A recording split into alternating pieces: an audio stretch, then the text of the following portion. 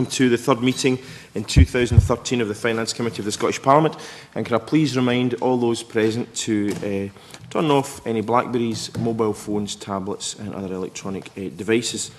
Our first item of business this morning is to decide whether to take items 3 and 4 in private. Are members agreed? Members have indicated their agreement. Our second item of business is to take oral evidence from the Scottish Government Bill team as part of our Stage 1 scrutiny of the LBTT Bill. Can I welcome to the meeting Alistair Brown, Neil Ferguson, Carol Sibbald and John St Clair. Welcome to you all. And I'd like to invite the witnesses to make a short introductory statement which will be followed by questions. Thank you, Convener, for inviting us to come to speak to the committee today. Under the terms of the 2012 Scotland Act, 2 UK-wide taxes, stamp duty land tax and landfill tax, will be withdrawn in Scotland. And the UK Government has stated its intention that this should happen with effect from April 2015. The Land and Buildings Transaction Tax Bill, the LBTT Bill, is the first in a package of 3 bills that the Scottish Government is bringing forward to replace these 2 taxes in Scotland. So alongside this bill, during the current session, 2012-13, the Government intends to introduce a bill setting out the rules and structure of a replacement for landfill tax. And then in the next legislative period, 2013-14, the Government intends to bring forward a tax management bill, which will set out the underpinning arrangements required to support a Scottish tax system. The target is to introduce that bill to the Parliament in the autumn. The proposals for the tax management bill are subject to a public consultation which was launched on the 10th of December last year and will close on the 12th of April. So concentrating on the bill that is now before the committee, it provides for a land and buildings transaction tax which will impose a charge on anyone buying, leasing, licensing or taking other rights, such as options to buy, over land and property in Scotland. The tax covers both residential and non-residential transactions, such as commercial and agricultural property. The Scottish Government has worked closely with stakeholders, notably the Law Society, in bringing forward the legislation that's before the committee, with 2 particular purposes in mind. First of all, to better align the legislation with Scots law and practices, and secondly, to simplify the legislation wherever possible to make it easier to understand and easier to apply in Scotland. We produced a consultation paper taking forward a land and buildings transaction tax, published that on the 7th of June last year. We received 56 responses from a wide range of individuals and representative bodies, and we held 4 public meetings in Aberdeen and Edinburgh, Glasgow and Perth during the summer of last year, summer 2012, which involved a range of practitioners and interested parties. We published an independent analysis of the consultation responses on our website on the 1st of November last year. And I'd just like to record our thanks to consultees for their ongoing input and for their help to us in developing the proposals in this bill. The purpose of the bill, as the committee is aware, is to introduce a tax that is modern, efficient and progressive, and does not impede or distort legitimate commercial or housing market activities, but seeks rather to provide appropriate level of revenue to support Scotland's public finances. The tax that is described in the bill, or the measures in the bill, also reduce the number of tax reliefs currently available under stamp duty land tax in the interests of simplicity. The bill establishes LBTT as a progressive rather than as a slab tax. The intention is to remove distortions in transaction prices caused by the existing slab nature of SDLT. The bill also provides for LBTT to include a number of targeted anti-avoidance rules to help minimise the risk of tax avoidance. And finally, it replaces English law definitions where these are currently used in SDLT legislation with appropriate definitions from Scots law. A lot of work has gone into preparing the bill, and we very much look forward to discussing the provisions of the bill with the committee today and over the next few months. Thank you, Convener.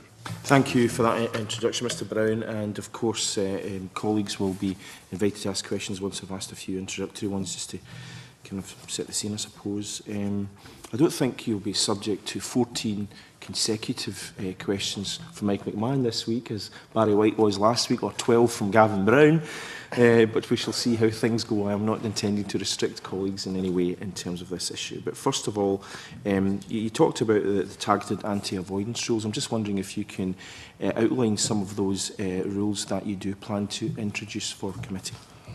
If I can just begin to answer that and then invite Neil to come in on the back of it. The approach that the government intends to take to tackling tax avoidance has been set out by Mr Swinney in his statement to the Parliament on the 7th of June last year, and what he said was that the government wanted to take a vigorous approach to tackling avoidance.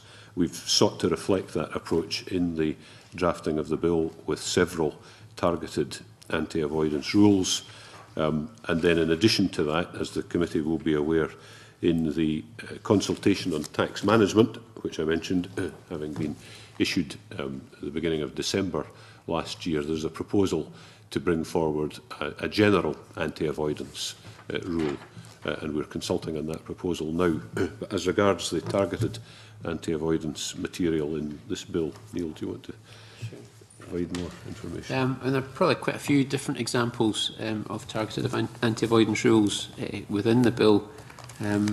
In one sense, the whole concept of linked transactions is a targeted anti-avoidance rule. And really what that's about is where, for example, a husband wanted to buy the house and a wife wanted to buy the garden and do them as separate transactions in order to achieve a lower tax band by having by sort of reducing the price of each of these transactions and thus achieving a lower tax band. The bill simply links the two transactions together as if they were one, and then takes the whole property price as one, and therefore taxes at the appropriate tax band. So that's kind of one example. And then there are a couple, just to pick a few out, in Schedule 10, paragraph 8, there are provisions there which expressly exclude transactions that purport to be entitled to group relief, but are actually just designed to avoid land and buildings transaction tax. Similarly, in Schedule 12, in paragraph 2D2, in relation to relief for incorporation of limited liability partnerships, those provisions provide that arrangements which result in differences in the proportion of interest transferred within a partnership that would give rise to the relief are not entitled to the relief if the arrangement was simply to avoid land and buildings transaction tax. So there's a fairly clear statement in there that if the transaction is simply designed in order to avoid the tax and to gain the relief, then that would not be eligible for relief. And an awful lot of the tax avoidance activity that Alistair was talking about there centres in reliefs and the use of reliefs and exemptions. So we're consider the reliefs that are in the bill very carefully in order to try and minimise tax avoidance. Thank you very much. I'm just wondering if you can just enlighten us as to how much these avoidance measures cost Scotland at the moment. If, for example, the legislation that was enacted at the moment with these avoidance still included, how much it would cost Scotland, so we can gauge the kind of impact the anti-avoidance measures will have. Yeah, it's very difficult to do that actually. There's no, because tax is avoided, there's no record of it. I appreciate that, but how much are you expecting to raise then by anti-avoidance measures? Is another way of that is, in one sense, a bit of an unknown, and it's not so much about raising revenue as simply overcoming the avoidance, if you like. We do know from HMRC figures that they've given us that some of the reliefs and the avoidance activity for stamp duty land tax has cost, they estimate, in the region of £480 million over the last 2 or 3 years. I'm not exactly sure, they didn't tell me how, over that time scale. But in their most recent analysis, avoidance schemes have put an estimated £238 million of stamp duty land tax at risk in any 1 year, and that's UK-wide. I suppose if we took Scotland, as a percentage of that, it might be around 8% of the £238 million. But you can't really make that generalisation, to be honest, but it would be a proportion of that. Thank you.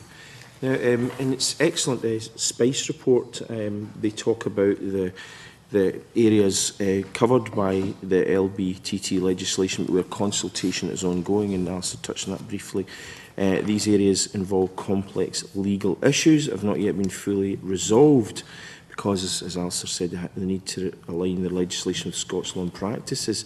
And amendments will be brought forward at stage 2 of the bill to reflect the outcomes of the ongoing consultation. Now, ICAS has commented on the need for further consultation. I'm sure that committee members will also be interested as to how you plan to further consult if these are going to be introduced at stage 2, and if you can also talk a wee bit more about these complex legal areas. And then pass to you, Neil, and then if necessary to John on this. Excuse me. The key areas in which further work is being done. The key areas are the treatment for taxation purposes of commercial leases or non-residential leases, the taxation of residential property holding companies, and the treatment of trusts and partnerships. These are to my mind, the 3 biggest, most important and indeed complicated areas that we're continuing to look at, and in connection with which we would hope to bring forward amendments to the committee at stage 2. The taxation of non-residential leases has been a significant issue in Scotland under stamp duty land tax for a number of years, and several of the written submissions before the committee refer to that. We have engaged with and are continuing to engage with the Law Society and other stakeholders to discuss and to seek to resolve as far as we can these issues of complexity, to bring forward provisions in the bill which would be in the form of amendments that will provide a more satisfactory basis for the taxation of non-residential leases. But Neil, I invite you to come in to provide the committee with more detail on this. With regard to the non-residential leases, we were aware that they are an area of particular complexity, and for the introduction of the bill in November, it was going to be very difficult to resolve all of the issues. We're aware from comments from particularly the Law Society and others that there are a range of provisions in the stamp duty land tax legislation that don't work particularly well in the Scottish context, in the context of Scots law or practice. And it was going to take quite a while to go through them and also to look at how best these leases might be taxed, given the concerns of stakeholders at the moment. So prior to Christmas, we established a non-residential leases working group, which met for the first time on the 21st of December, I think it was, to set out its remit and look at various aspects of non-residential leases. The group includes the Law Society, it includes members from ICAS, Chartered Institute of Taxation, Scottish Property Federation, and we also have a range of other stakeholders who are being copied into all of the papers for the group as it meets. The 2 key areas of work that the working group will be examining are firstly how the various options for taxing non-residential leases. The Law Society in its consultation response in the summer of 2012 set out 4 alternative options for taxing such leases. So we're looking at each of them against a number of criteria, and indeed we're looking at the way that, broadly speaking, the way that the current approach taxes these leases as well. So the first thing is really to examine the way in which the tax is calculated, and that's primarily to then inform ministers as to what the impact of changing from the existing approach to a different approach might be, and that will help to inform the stage 2 amendment. And then the second piece of work that the leases working group is looking at is essentially the rules that are associated with the taxation of these leases, the legislation that, as I said, doesn't work quite as well in the Scottish context. So we hope to simplify some of that legislation and to tidy it up and get it working better for Scotland. And we're working very closely with stakeholders. We've had a subsequent meeting in early January to take that work further forward, and we're meeting again tomorrow to examine again how we go about taxing these leases. So we're, again, as Alistair said in his opening statement, we're very grateful for the input of stakeholders, because this is complicated and technical stuff for us. So we're making good progress, I'm pleased to say. You'll find it's pretty complicated for us in this side of the room as well. I mean, the issue, of course, bringing something forward at stage 2 is that although you'll be consulting before that and you'll be working with a number of people in the group which is mentioned and which is discussed in detail in the report, it doesn't really give the committee an opportunity to actually interrogate those amendments effectively with any third parties. Although the Minister can come and we can ask questions of the Minister at the debate, it really, I don't know that it's particularly satisfactory, to be perfectly honest with you. Alistair, I can offer a response to that, Convener. We would accept that it is not the ideal way of presenting draft legislation to the committee for scrutiny, and we would hope in due course for approval. In the particular circumstances that we were and are in regarding land and buildings transaction tax, we were limited in the amount of time that we had to prepare legislation for the committee's review following passage of the Scotland Act 2012, which received royal assent last May, the 1st of May. We moved as quickly as we could towards consultation. As the committee knows, we issued a consultation document on the 7th of June last year, and in parallel with that, work was done in developing instructions to parliamentary draftsmen and then developing the drafting of the bill that's before the committee now. What we believe to be the case, and I think there's nothing has happened to make us change this view, is that if we had consulted in detail on all of the technical measures which we've mentioned, the foremost of these being the taxation of commercial leases, then we would not have been able to bring forward a full draft bill in time for introduction when we did on the 29th of November. That would have jeopardised our overall timescales and could have put at risk the target that we had of introducing the new land and buildings transaction tax successfully on the 1st of April 2015 to coincide with the switching off of stamp duty. So it was in these circumstances that we felt we should come forward with the bulk of the bill and clearly signal to the committee what we were doing in terms of investigating, exploring further these technical areas which everybody agreed needed more work. I think that's a bit of an explanation of why we are where we are, as it were. In terms of making the committee's job in scrutinising these stage 2 amendments as satisfactory as possible, it will clearly be possible. We'll provide as much information as we can formally in support of the stage 2 amendments. There may be other ways in which we can offer the committee informal briefings, and I'm sure that other stakeholders, Neil's mentioned those who are working with us on the commercial leases working group, other stakeholders I'm sure would be prepared, if it was appropriate, to provide the committee with informal briefings on these amendments, particularly in relation to the taxation of commercial leases, which I think is the foremost technical area of technical issues. As I said, there are others.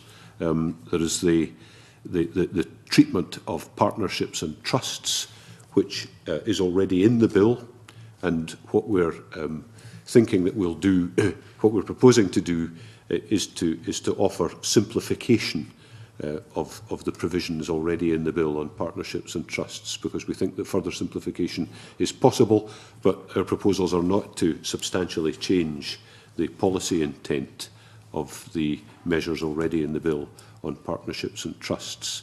And just the third area of substance that I think is covered by your original question, Convener, is to do with the taxation of residential property holding companies. Section 47 of the bill contains a fair bit of detail as to our intention, and we deliberately included that to give the committee the opportunity to interrogate us and other witnesses on that set of issues. But we propose to bring forward further measures in relation to the taxation of residential property holding companies. Gavin wishes to ask a supplementary on this specific point. Gavin. I mean, I think the offer of detailed explanations of amendments is clearly welcome. I just wonder if the government would give consideration, though, to lodging all of their Stage 2 amendments around these new areas, as it were, right at the beginning of the Stage 2 process on day 1 or 2, as opposed to, obviously, strictly they have until sort of 5 days before we consider them. Could you, if not give a commitment today, at least give a commitment to considering lodging them at the beginning of that process, so at least we've got potentially a few weeks to absorb them? I think that's a helpful suggestion from Mr Brown. What I can certainly commit to is bringing forward these amendments as soon as we possibly can. Clearly there's a process to be gone through internally with our own lawyers and the parliamentary draftsman before legislation is in a state to be presented, but we'll bring forward the amendments for the committee as soon as we can, and we'll certainly consider the specific suggestion that Mr Brown has made. If it's not possible to bring forward all of the amendments right at the beginning, and it may well not be, given the scale and complexity, then we should be able to bring forward at least some of the amendments right at the beginning of the Stage 2 process. Can I just ask my colleague, Mr St Clair, whether that's a wise comment that I've just made? I believe it is. Yes, I think that commitment is fine.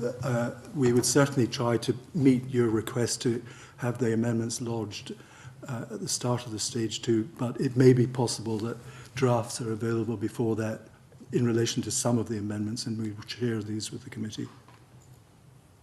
Thank you. I mean, if we get them early enough, we may even be able to have an evidence session actually before the Stage 2, if that's possible. Certainly with your own team and possibly others. Just to move on to another couple of areas.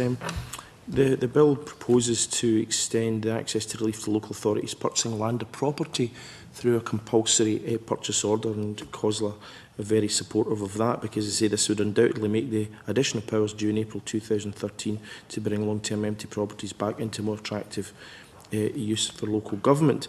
But others, such as the Law Society and ICAS, argued the extension of CPO relief should go beyond local authorities and include other bodies with compulsory purchase order powers. So it's just to ask why that is not being done. Yes, I'll ask my colleague Carol Sybil just in a moment to respond, convener, but just draw the committee's attention to Schedule 14, which is the relevant part of the legislation here, which refers to which restricts the operation of Schedule 14 to a local authority, a Scottish minister or a minister of the Crown. Carol, are you able to respond? The rationale behind it is that, currently in terms of the stamp duty land tax system, we've got about 30 reliefs, which leads to layers of complexity within the system. And in terms of the level of receipts that come in from the land and buildings transaction tax, we felt that the important thing was to get the tax in and stabilised before we are looking at either extending existing reliefs, adding new reliefs, or adding exemptions. So that was the main thinking behind not extending that particular provision. I mean, looking at reliefs, it doesn't seem that you talked about 30, it doesn't seem as if that many have been removed, although the new zero carbon homes relief has been removed. And Spice have explained to us that there's little evidence suggests that this relief has achieved its stated objectives of helping kickstart the market for zero carbon homes, encourage microgeneration technologies and raise public awareness of the benefits of living in zero carbon homes. But I'm not aware that there has been much effort to raise awareness of the benefits of living in zero carbon homes, specifically in relation to this.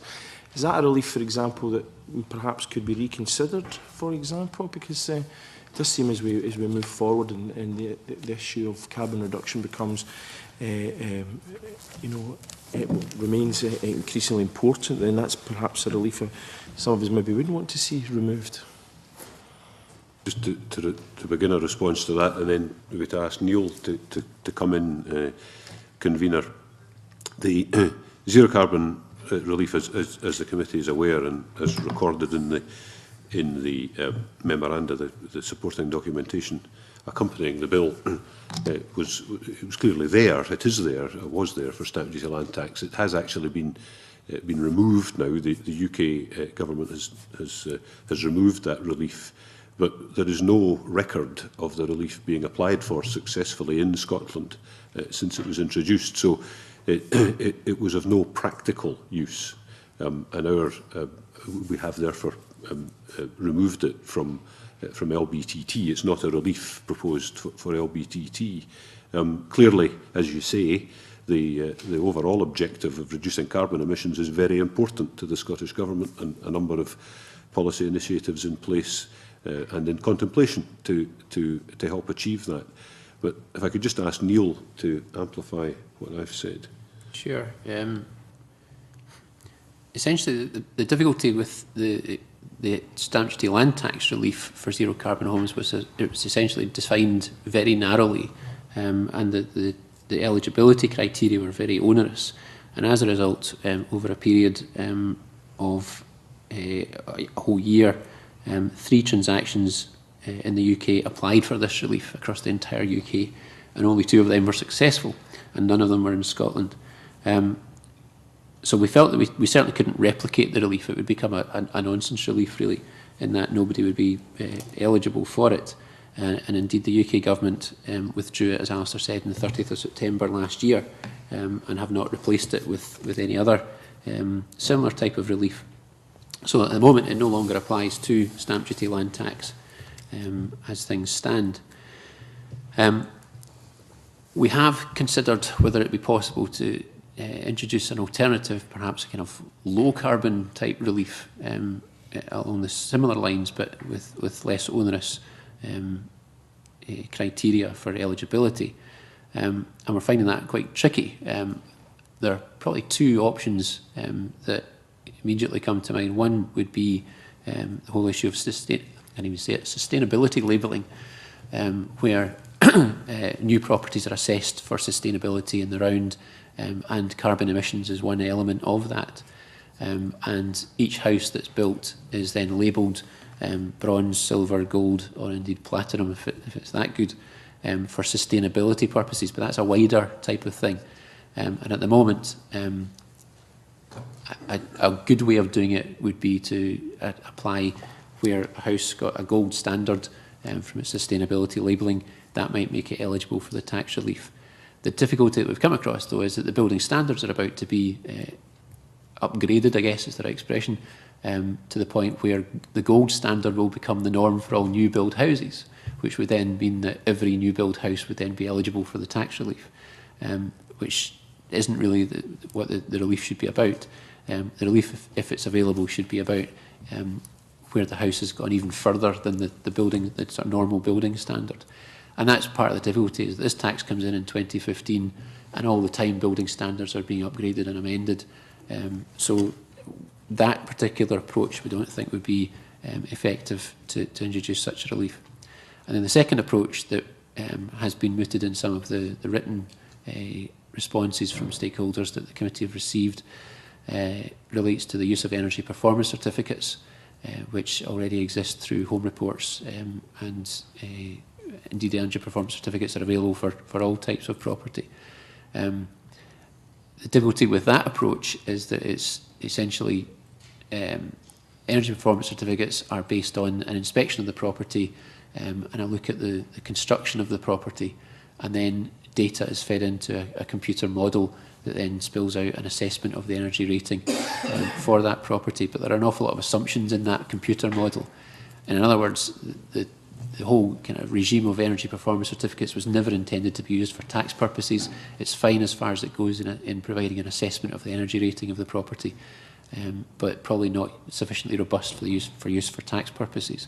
So at the moment we are still looking and still exploring to see whether there is an alternative mechanism that will ensure that the right claims are made and that there is a sufficiently rigorous test of the relief and that it's not then open to abuse going forward. One of the other things that we've noted is that the Murley's Review of Tax by Design, published in 2011, included a statement that not every tax needs to be greened to tackle climate change as long as the system as a whole is green. So it's not essential that we have a green tax relief necessarily within the tax. It may be desirable to do so if we can find a sufficiently robust mechanism. But we take that factor into account as well. So we're going to reflect on what the evidence that the committee has received, as I'm sure the committee will want to do as well.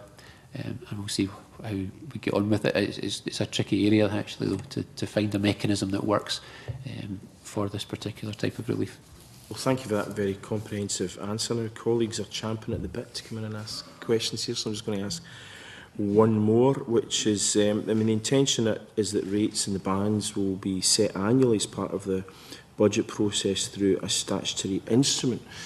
And I'm just wondering if the thinking behind this is to have some stability in terms of the revenue stream, because as we know, the amount of money raised through SDLT has varied from 565 to 275 million over the last 5 years, and OBR predicted that if it was to continue, it would rise somewhat optimistically from 275 to 515 million to 2017-18. So it's just to ask what the thinking behind that is. Seek to respond to that, Convener. The matter of rates and thresholds, as you rightly say, are not dealt with in the bill, although the framework for setting rates and thresholds is provided. And just to place on the record that the draft primary legislation here does mandate a progressive structure of rates and thresholds, but it doesn't set these. And as you say, the proposal is that ministers would prepare statutory instruments for the approval of Parliament to set the rates and thresholds. The considerations that ministers will take into account will include, clearly, will include the expected amount of revenue to be raised. The issue of the volatility of receipts from stamp duty land tax in Scotland over the last few years is clearly a factor in any consideration in the consideration that ministers will go through in deciding how to set rates and thresholds. It seems to me to be an inevitable consequence of the nature of the tax.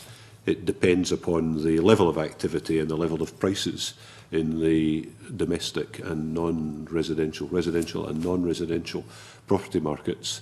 For many years, up until 2007, these were fairly predictable. They were on a rising trend, and there was comparatively limited volatility.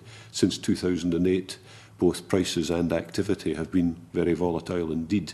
Not only are actual receipts volatile, as you've pointed out, Convener, but I would have to say that the Office of Budget Responsibility's forecasts of tax receipts are volatile, in that the December 2012 forecast was nearly 20% below the forecast that they had prepared at budget time last year in March 2012. So these are all issues that we have to take into account, and that clearly ministers need to take into account in that very important area. Thank you. Okay, now I'm going to open the session to colleagues, and the first question will be Malcolm, to be followed by Jamie.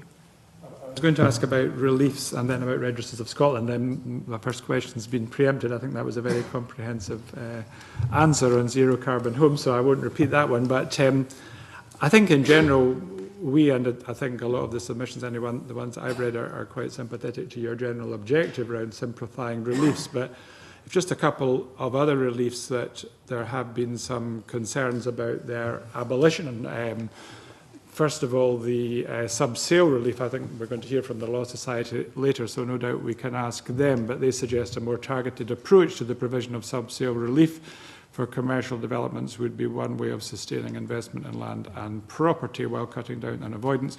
And ICAS, in their written submission, also, I'd perhaps better not read out their detailed comments, but basically they also think it would be helpful and useful just in terms of commercial situations where a developer buys a large parcel of land doesn't have the finance or risk appetite to develop it and then sells it on in smaller pieces. So I think they're basically saying that while sympathetic to your general objective, they feel that there is an issue there in terms of the wider economy. So, I mean, would you accept their analysis of how it works in practice? I mean, do you just want to abolish the relief because you don't think the objectives they describe are desirable, or do you in fact think it is open to abuse, and is that the reason why you want to get rid of it?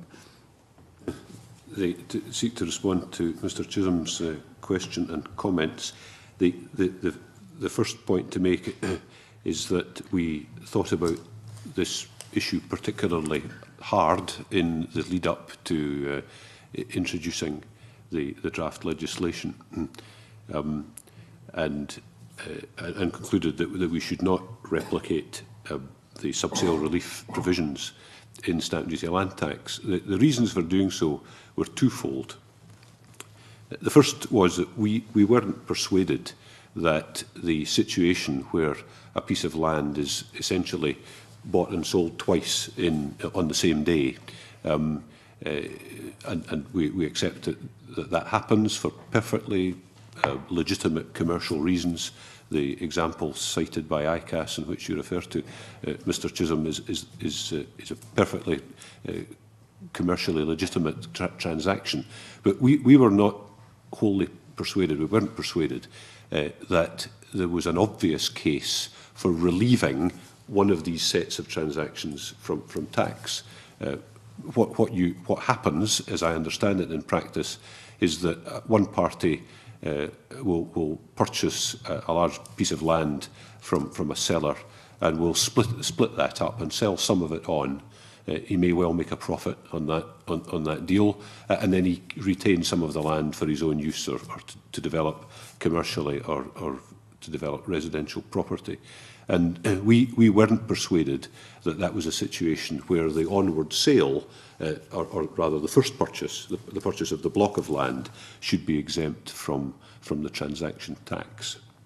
Now, what that means is, if that's carried through into law, it means that a commercial transaction or set of commercial transactions of that kind in Scotland would face a higher tax burden than an identical set of commercial transactions in some other part of the UK, south of the border. And that is clearly pointed out by both ICAS and I think the Law Society in the written evidence. So we accept that that's factually correct. The question is whether that is such a powerful consideration that we should set aside our present view that both sets of it's quite legitimate for both sets of transactions to be taxed. So that's the first part of an answer to your question. The second reason why we have not replicated subsale relief in the LBTT provisions is because we're aware, and it's I think generally accepted, that subsale relief has become an avenue for quite substantial amounts of tax avoidance across the UK in relation to stamp duty land tax. And we were anxious to limit opportunities for tax avoidance, and this seemed to us to be a legitimate, appropriate step to take. So that's our second reason, is to reduce the scope for avoidance.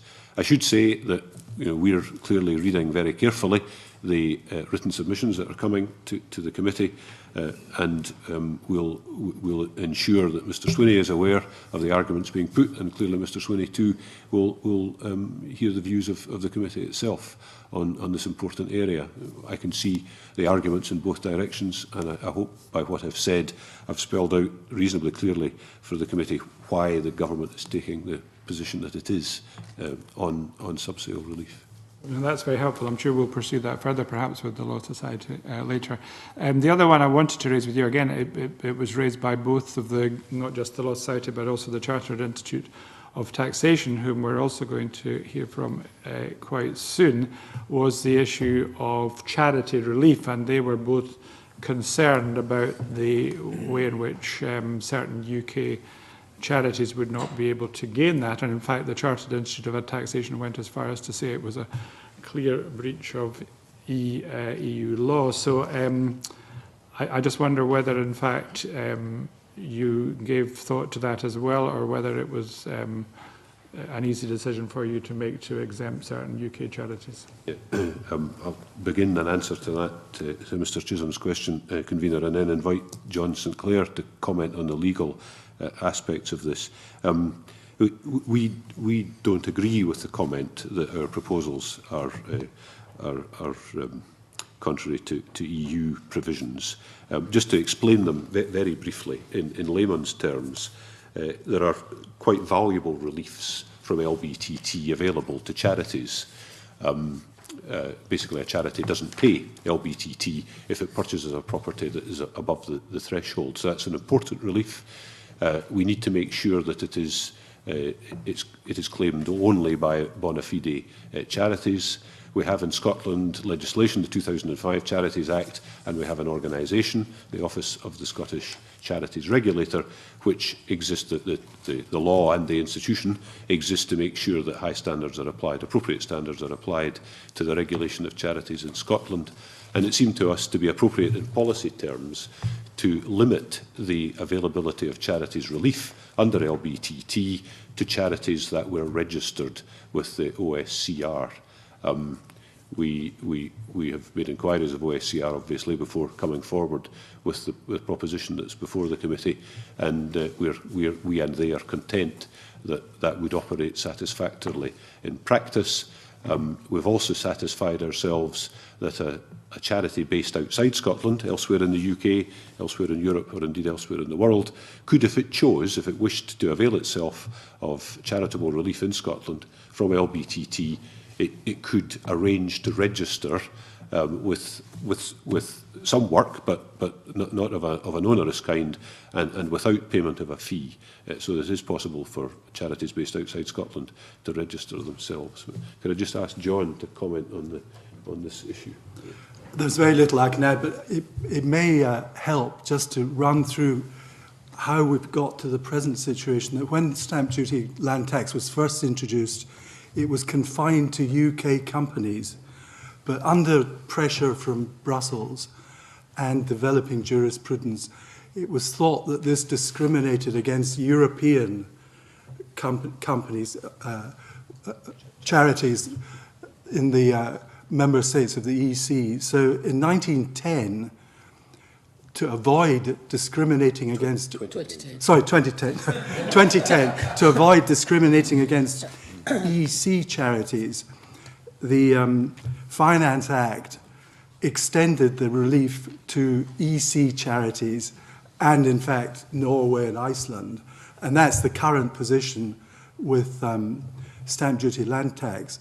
Now, when we approached it, we recognised that they had got rid of one bit of discrimination, no longer discriminating against EC charities, but they'd actually created another bit of discrimination because this puts, say, American and Commonwealth charities at a disadvantage against EC. So we looked at a way of, could we extend it to all charities? And what we, having looked at the law, decided that the best way to do that was to say that everybody should register with OSCAR, Scottish charities, foreign charities, EC charities. We've checked with OSCAR, and our reading of the law is that there is no difficulty for any charity, whether it's got assets or real estate in Scotland or not, to register, and it can be done quite quickly. And as Mr. Brown says, there is no fee to chargeable for doing this. We need some way of vetting to make sure that, for example, foreign charities are actually bona fide charities. There are bogus charities out there, so that's why we thought that having a registration with the Scottish regulator was a very small, non-onerous requirement to put on, but it would cut down people exploiting the system to get tax relief that they were not really entitled to and Parliament didn't intend. Just buying property in Scotland for investment purposes, it can't register with OSCAR in those circumstances, can it? Our understanding, and it's in the schedule, Schedule 13, dealing with charities, paragraph 3B gives the qualifying charitable purpose. One is that it's furtherance of charitable purposes, or it's an investment from which the profits are applied to the charitable purposes of the buyer.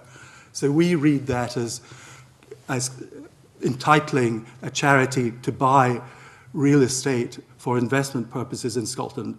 We should say, though, that having consulted Oscar, the number of charities that buy real estate directly are very few. It's normally legacies, collecting in the street, portfolio investment is not normally, and they couldn't, and they're going to write to us on it, they couldn't actually think of cases in Scotland where foreign charities had actually bought real estate for investment purposes. Okay, thanks. I won't pursue that since the Charities Act was my legislation and you obviously know a lot more about it than I do. So if I can move on swiftly to the Registers of Scotland. I mean, well, there was a sort of basic concern, I think, from the Chartered Institute of Taxation, just that it should be, you know, they were worried about the availability of resources to it. So you may want to comment on that given their extra workload. But I think the more substantive point is one that you raise yourselves in your in the policy memorandum, where you're acknowledging that there are concerns about the new system.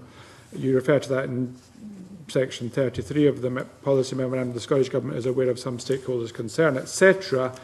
And then you conclude by saying, further discussion with the Law Society, the Scottish Government believes that the, quoting, arrangements satisfactory to the tax authority wording mentioned above will address these concerns. So I wasn't clear at all to me what that was all about. I mean, I think the concern basically is that if people have to pay before they register, that could create a problem.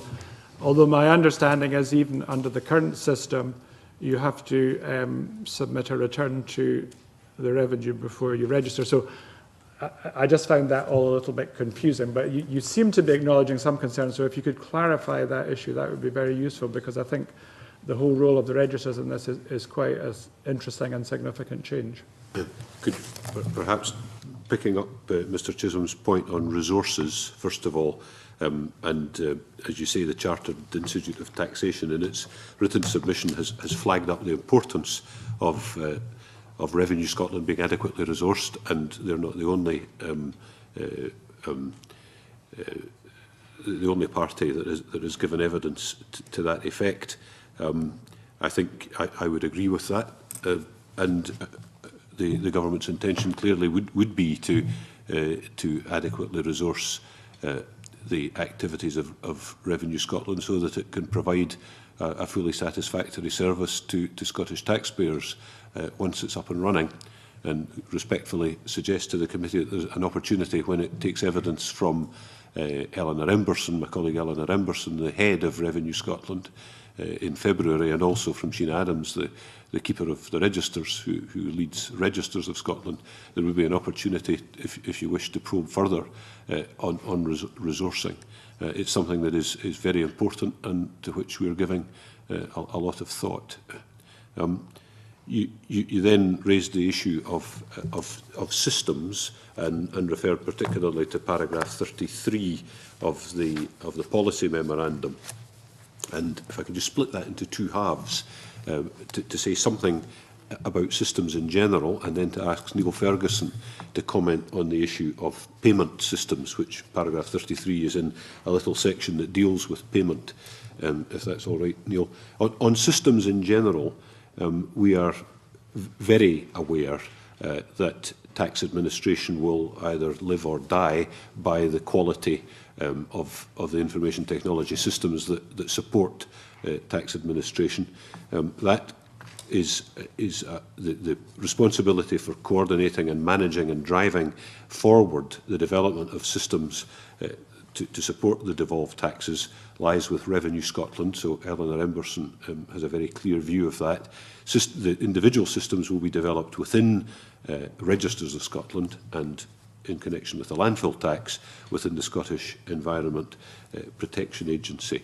But we are very conscious of the need to make sure that these systems work well, bearing in mind that they won't simply support the activities of administrative workers within Revenue Scotland, but particularly in the case of land and buildings transaction tax, The IT systems will support the work of literally thousands of staff in lawyers' offices right across Scotland who will use the electronic system to help calculate tax and to submit tax returns. And I was interested to see in, I think, the Law Society's evidence, and I think in others as well, the importance of testing these electronic systems thoroughly, involving the end users in good time before they're brought into use. So I apologise for going on about this, but it's just an area that is extremely important, and I fully agree with that. But the point that you were really focusing on was the payment systems, and I would like to invite Neil to comment. This is a question of process as much as anything in terms of how the tax is paid. And at the moment, under stamp duty land tax, the taxpayer has 30 days in which to provide a tax return and a payment of tax. Following a change in 2007, those two actions don't have to be done simultaneously anymore. So a tax return can be returned, for example, on day 3 of those 30 days, and then the tax payment submitted on day 28, for example. So that means that from the tax authority's perspective, Her Majesty's Revenue and Customs have to then reconcile the payment they received on day 28 with the tax return that they received on day 3. So in the interests of ensuring prompt payment of tax and minimising the administrative costs of tax authorities, what we want to do is have a system where the tax payment and the tax return come in together. And also to ensure prompt payment, the bill proposes that the Land and Buildings Transaction Charge must be paid before an application to register title can take place. Now, it's not that registration itself can't happen until the tax is paid and everything is dealt with, but we're clear that we would like to have the tax return and payment simultaneously prior to an application for title coming in to the Registers of Scotland. That approach was challenged by the Law Society in its consultation response in the summer of 2012, and they were concerned that the registration of title might be delayed by all of this process because of the need for cleared funds from the payment itself. However, I think the Law Society has since agreed, and I hope they'll confirm that that's the case, that the concerns have been addressed by means of an arrangement which is in the bill itself now for payment to be in place, for an arrangement for payment to be in place. So that might be a direct debit mandate, and that would be taken on day 5 if that's when the payment and return come in. That would be taken as cleared funds, even though the direct debit payment is still to go through a few days later, and that then opens the door to registration. In reality, what the Register of Scotland are proposing to have is an online system that would allow for both the payment and return of tax and the registration of title to take place simultaneously through one portal, effectively. So that would allow tax practitioners to go online, pay the tax, submit the return as well, and then submit the application for registration. And part of the beauty of that would be that there'd be less data input from the tax practitioner, because all the data about the buyer, the seller, the property and so on would be just input once for the purposes of both processes. And that would save time there. But from the tax authority's perspective, it means that all the information comes in simultaneously, and there's not this need for a manual reconciliation between the payment that comes in later and the return that came in at the outset. So I hope the Law Society will confirm to you later that they're content with the approach that's now in the bill. Very helpful, thank you very much. Okay, Jamie. Sorry? Alistair, sorry.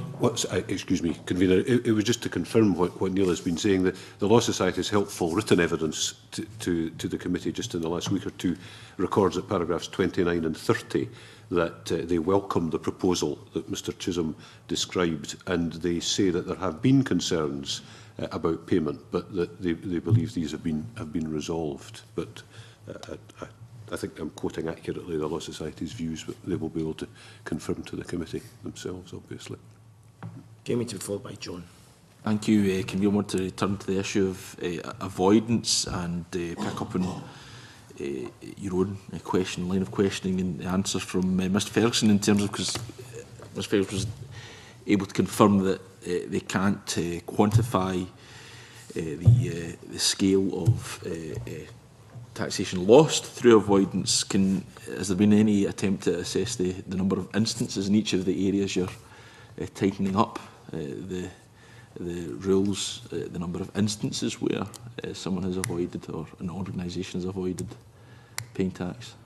Or is it the same answer? Sorry? Or is it the same answer? It's pretty much the same answer. I mean, we are not the tax authority for stamp duty land tax, so the data that we have is very limited. But particularly in relation to tax avoidance, HMRC doesn't really have the data because by its very nature it is avoided. So I suppose that begets a question. Very difficult. If you can't quantify the scale in either terms of the number of instances or the taxation loss, what's formed the basis for looking at each of these areas? I mean, for example, you give the example of I think it was a husband buying a house and the wife buying a garden. I mean, is it anecdotal? Are you getting anecdotal evidence say this happens and these are the areas that need to be tightened up? I think the written evidence from various stakeholders acknowledges that there is tax avoidance activity on the go. It's also a very hot topic at the moment in the media. But really it's through our discussions with HMRC that has highlighted to us where tax avoidance takes place within the stamp duty land tax regime, most notably in the area of subsale relief. And that relief is described quite mechanistically in that it refers to parties A and B, where B buys a property from A, and then C ultimately buys the property from B. And the relief is described as a mechanism. And the way that tax avoidance activity seems to be taking place is that transactions are designed to fit that mechanism in order to gain the relief, when actually the transaction would never have been set up for that in that way otherwise. And HMRC have given us a range of different ways in which that type of activity can take place. And I know that they're trying to tighten up the provisions on subsale relief that is available through stamp duty land tax. And there are probably 8 different ways that they've described how a party C can be created for the purposes of tax avoidance in order to fit that mechanism. To some extent, I guess, we are unclear about the extent of tax avoidance, both in financial and in absolute terms. In Scotland, there is no data really on that. But what we've been trying to do is craft legislation that addresses the possibility of tax avoidance, and by having clear legislation that's easy to understand. And there's a range of other ways in which we're trying to address that possibility.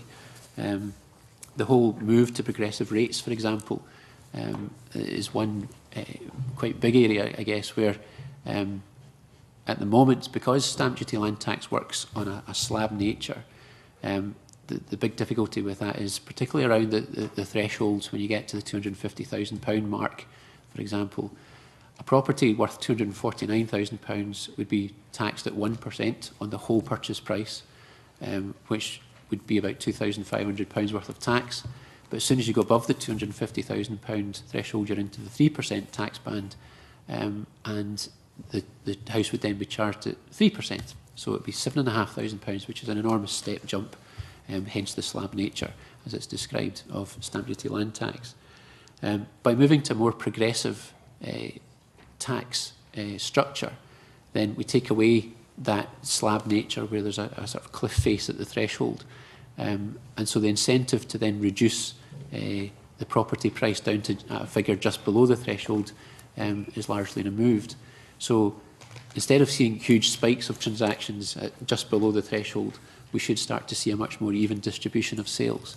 And the Council of Mortgage Lenders and many others have been critical of the slab nature of stamp duty land tax for a number of years, and very much welcome this approach to a more progressive tax structure. And the reason that they're so keen to get rid of the slab nature is because of the distortive nature of it. And I mean, a good tax should not impede or distort market activities, Alistair said in the opening statement. But actually what we're seeing is transactions moving to prices that would never otherwise have happened. And indeed in the consultation in summer 2012, Homes for Scotland were telling us that house builders are reluctant to build houses worth £250,000 to £270,000. That's how distortive the slab nature is, of the slab nature of the stamp duty land tax. because they can't sell these houses, so they don't build at that kind of price bracket just above the thresholds. And we're very keen to get rid of that market distortion, as are many of the stakeholders, most notably the Council of Mortgage Lenders. So that would address some of that tax avoidance as well. The Law Society also set out in their briefing that they welcome that, and they talk about market distortion as well. Clearly, though, you refer to parties A, B and C, presuming, if not the same people, that same type of person, you know, given that avoidance isn't illegal per se, you know, people are still going to potentially looking to avoid paying tax. So, I mean, clearly you're saying that you're quite confident that the set of rules you put in place are designed to minimise avoidance, but I presume these will be subject to constant revision. If you do start to see, well, actually there is a loophole here, that will be looked at again down the line. Yes, indeed. I mean, tax avoidance, as you rightly say, is legal. It is by its nature, it shifts, it morphs all the time as individuals seeking to minimise their tax liability adopt new approaches. And the tax authority, whether it's HMRC or in due course Revenue Scotland, it needs to be on its toes. This is maybe also an opportunity to say that the general anti-avoidance or anti-abuse rule about which we're consulting in the tax management consultation, our intention is that would provide a mechanism for combating a broad range of, or a range of avoidance activity essentially through established administrative means rather than through needing to keep changing the law. One of the results of tax authorities tackling tax avoidance at the moment is that you get complicated successive layers of changes to the law, and that itself can become can open up opportunities for avoidance. Yeah. For recourse to either primary or secondary legislation, these would just be the tweaks would be made without it necessarily come back to Parliament. In terms of the operation of a general anti-abuse or anti-avoidance rule, how that would happen is that if the tax authority became aware of a situation where it believed that taxpayers had used artificial means to reduce or avoid their liability to tax, they would, if necessary, pursue them through the courts. And the court would then would interpret the court would judge on, would adjudicate on the interpretation that the tax authority placed on the general anti-abuse rule, and would decide whether the situation was caught or not caught. Legal precedent rather than changing the law. Yes. Well, that surely that then would be an interpretation by the tax authority that it isn't avoidance, it's evasion. I mean, surely that's a no. Well, we're, in a sense, we're getting into an issue that's central to the tax management consultation, and obviously we're very happy to discuss that further. But the questions that are asked in the tax management bill consultation are about a piece of legislation. Obviously, it's a concept at the moment. We would proceed to draft legislation and come before the committee. If it were enacted, it would be legislation which essentially says, if you, O taxpayer, construct a highly artificial arrangement, and the court believes that it is either wholly or largely to do with minimising or avoiding tax, then that doesn't stand. The tax authority is allowed to look through that and to tax you as though these arrangements weren't there. Now, if a taxpayer then isn't satisfied with that, we have to give him a right of taking that further, and his right would be to appeal eventually to a court. And a court would decide whether the tax authority's interpretation of the general anti-avoidance rule was appropriate. And this sounds like it could be a fairly intensive process, making sure people aren't avoiding paying taxes or indeed evading taxation. Are we confident that the resources are going to be in place to allow for that? Well, the resource plans for Revenue Scotland clearly still at a fairly early stage, but we believe that we've made adequate allowance in these plans for what we've called compliance activity rather than anti-avoidance. But you can the two are are quite closely related. The committee, with respect to committee, may want to ask further questions of Eleanor Emberson on that point. I think the only other general point that I would make is that clearly any tax authority that's up to scratch will keep its resourcing under careful review, because there's a trade-off between the resources employed on combating tax avoidance and extra revenue, and it may well be an appropriate investment to put further resources into combating avoidance. Thank you. Okay, Deputy Convener, followed by Gavin. Thank you, Convener. There was comment made in some of the submissions we had that it would be good to have more of an idea of what the rates might be from the point of view of uncertainty. I mean, in the first place, could you clarify for me how far ahead does the UK government set current stamp duty rules? Because as I understand it, that probably would just be on an annual basis as well. Colleagues can correct me if I give an inaccurate answer to Mr Mason's question, but where rates don't change, if the UK government is not changing the rate of stamp duty from one year to the next, my understanding is that they don't need to do anything. Now, this is not like income tax, where income tax is basically refreshed year by year in the UK's Annual Finance Act. But stamp duty, I don't think, falls into that category. So once the rate is set, it continues in place unless and until the UK government brings forward an order, subordinate legislation that would change these rates. Now, in terms of what notice does the UK government typically give, I think the answer would be that it does not need to, it's not required to give any notice, any particular term of notice, but in practice, it has done so. As an example of that, the UK Chancellor in March of last year announced his approach to combating the practice of enveloping high-value homes in company structures and selling the shares in the companies, which basically means that you pay tax on the transfer of shares at 0.5% and not tax on the value of the home at 4%. So that was something that was happening. Mr Osborne's scheme for combating that included a 15% rate of stamp duty land tax when what's referred to as a non-natural person, as a company, bought a high-value home. And they announced that quite a long way in advance. I think these provisions are now in legislation in the Finance Bill 2013. They'll come into effect something like 15 months after Mr Osborne first described them in the budget 2012. So I think the answer, I'm sorry to be long-winded, but the answer to Mr Mason's question is that while the UK government doesn't need to give any particular period of notice to change the rate, a recent example shows that they've given effectively about 15 months' notice. But there may well be cases in the past where the stamp duty has increased, from midnight of the day that the Chancellor reads out his budget speech.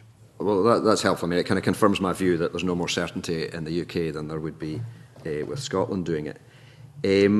Exemptions, I don't think we've touched on so far, and I was looking at the list of people who would be exempt as compared to getting relief.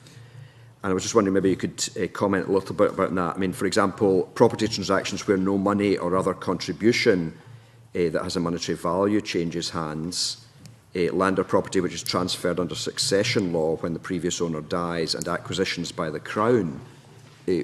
Can you give me some reasons why these are as they are? Yes, I'll begin that answer to Mr Mason's question and then perhaps ask Carol Sibbald and John St Clair to come in. Clearly, an exemption, as you're indicating, is a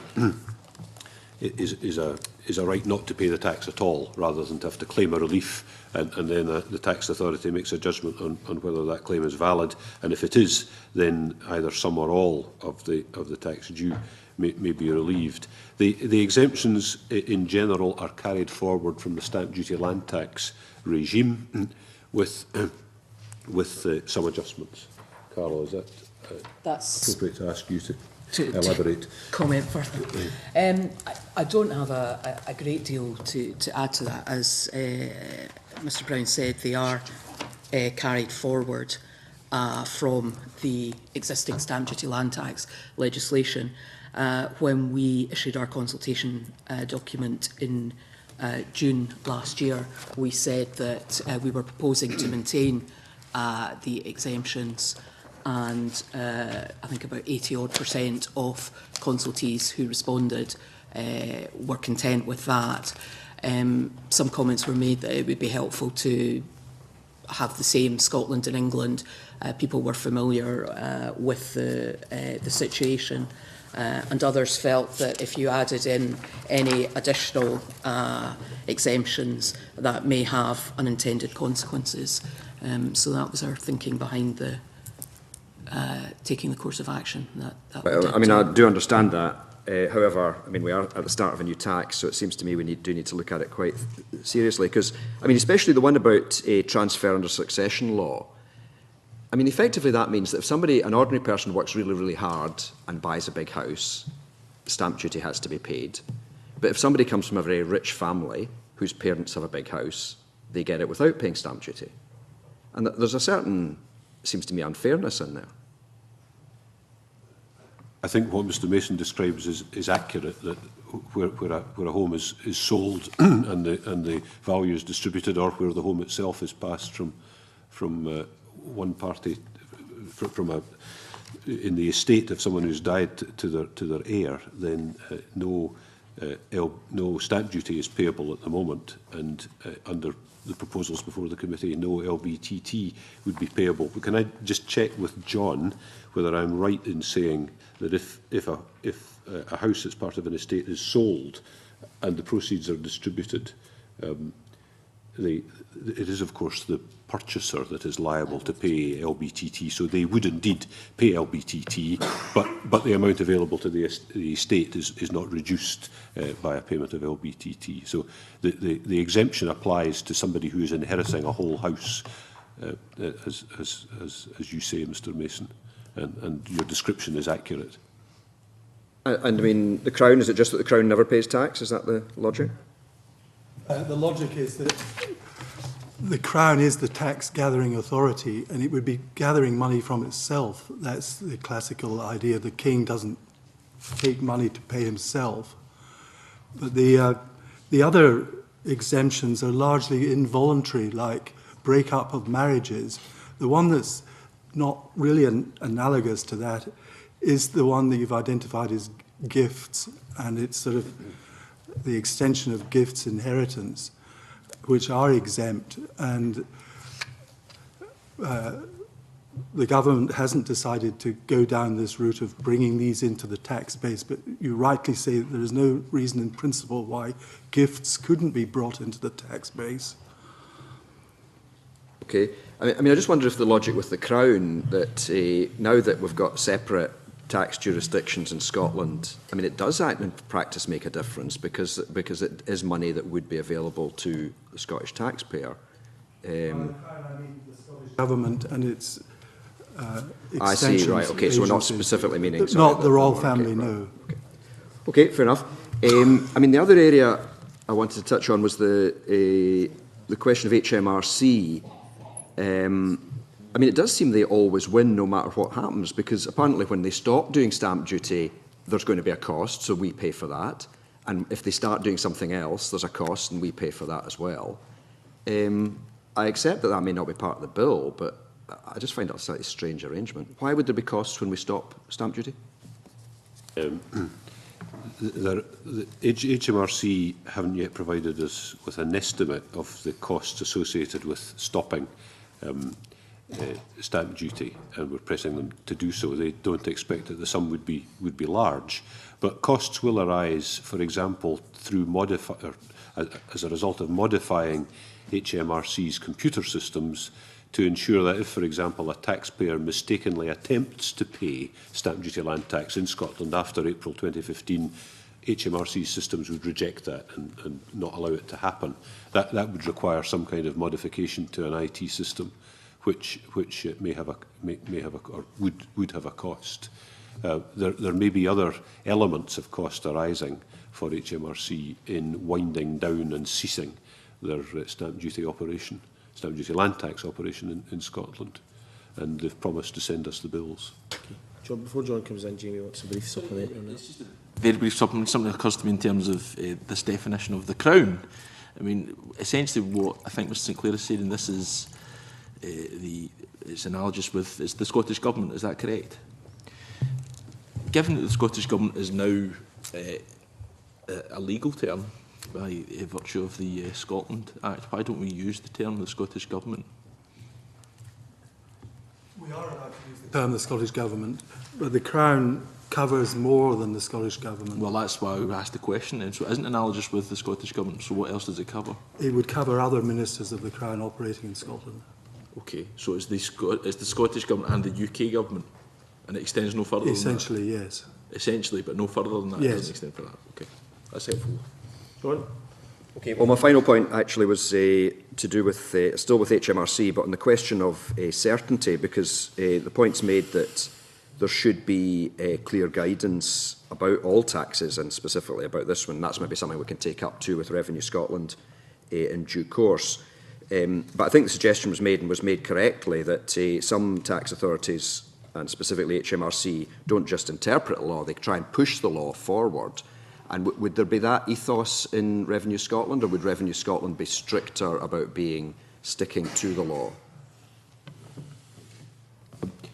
That, clearly, you're asking us to cast our minds forward to a post-April 2015 event. I mean, one thing it might be worth, a point it might be worth making that's relevant to Mr Mason's question is that the intention in drafting the legislation that's before the committee now, and the intention relating to drafting the landfill tax bill in due course, and also the tax management bill, will be to minimise the scope for a range of interpretations of the statute by making it as clear as possible. So if we're successful in that, then, as I say, the scope for different interpretations should be reduced.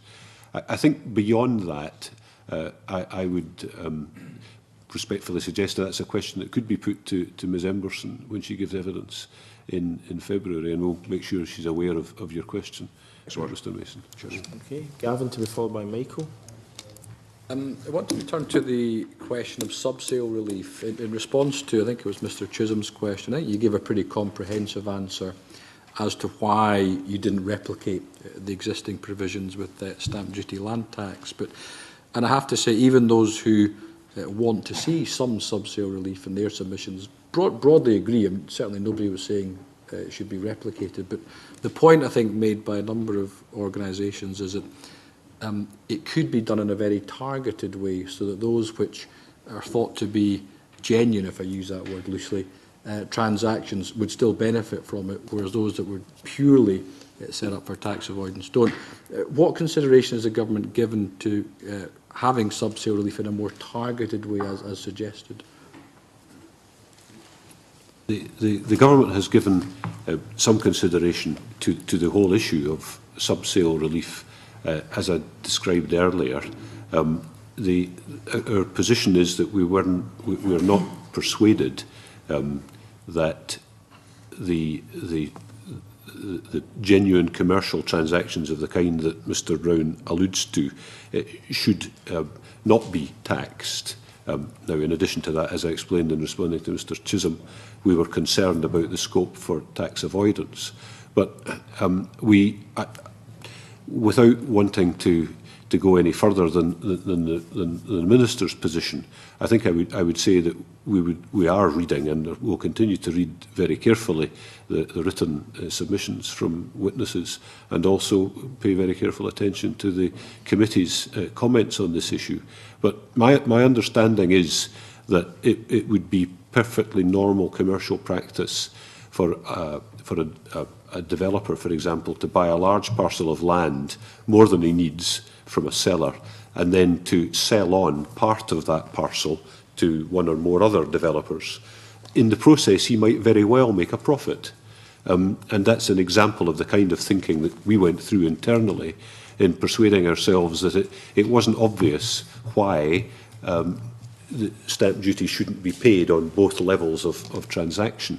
Now, that's not some absolutely open and shut case or argument. I think different views can be taken about that. But as I say, our present position is that we're not persuaded that the relief should be introduced. Just for clarity, the idea of having it in a targeted way, is the government still partially open to listening on that, or is the government closed, and is that full and final? I think the government will be listening to the evidence, and in particular to the views of the committee. Yeah.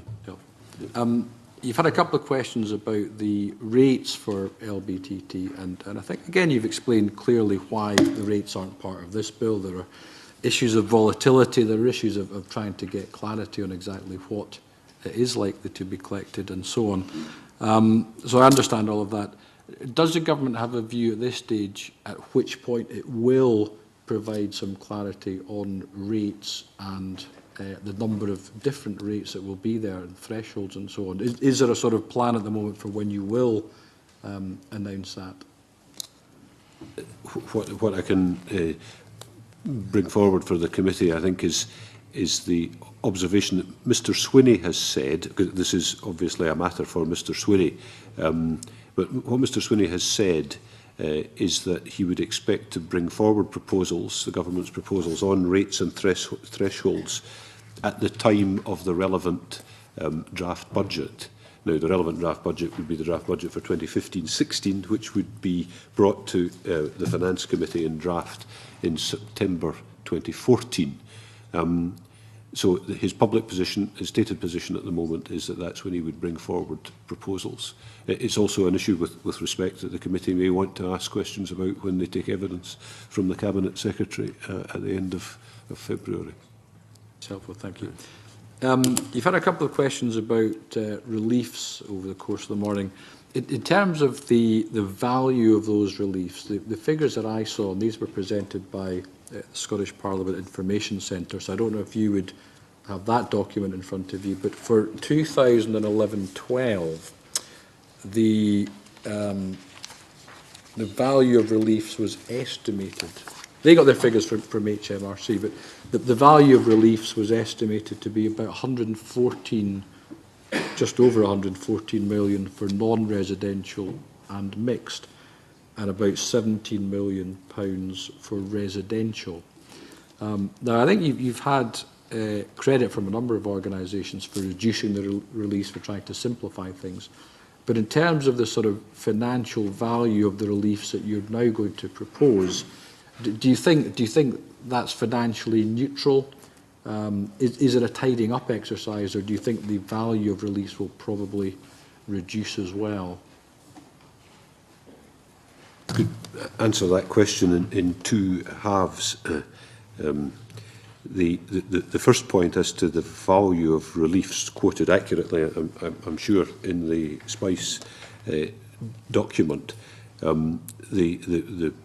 The outstanding figure is the £100 million attributable to group relief claimed in Scotland in 2011-12. As the committee may be aware, we too were greatly struck by that figure. We made inquiries as to it.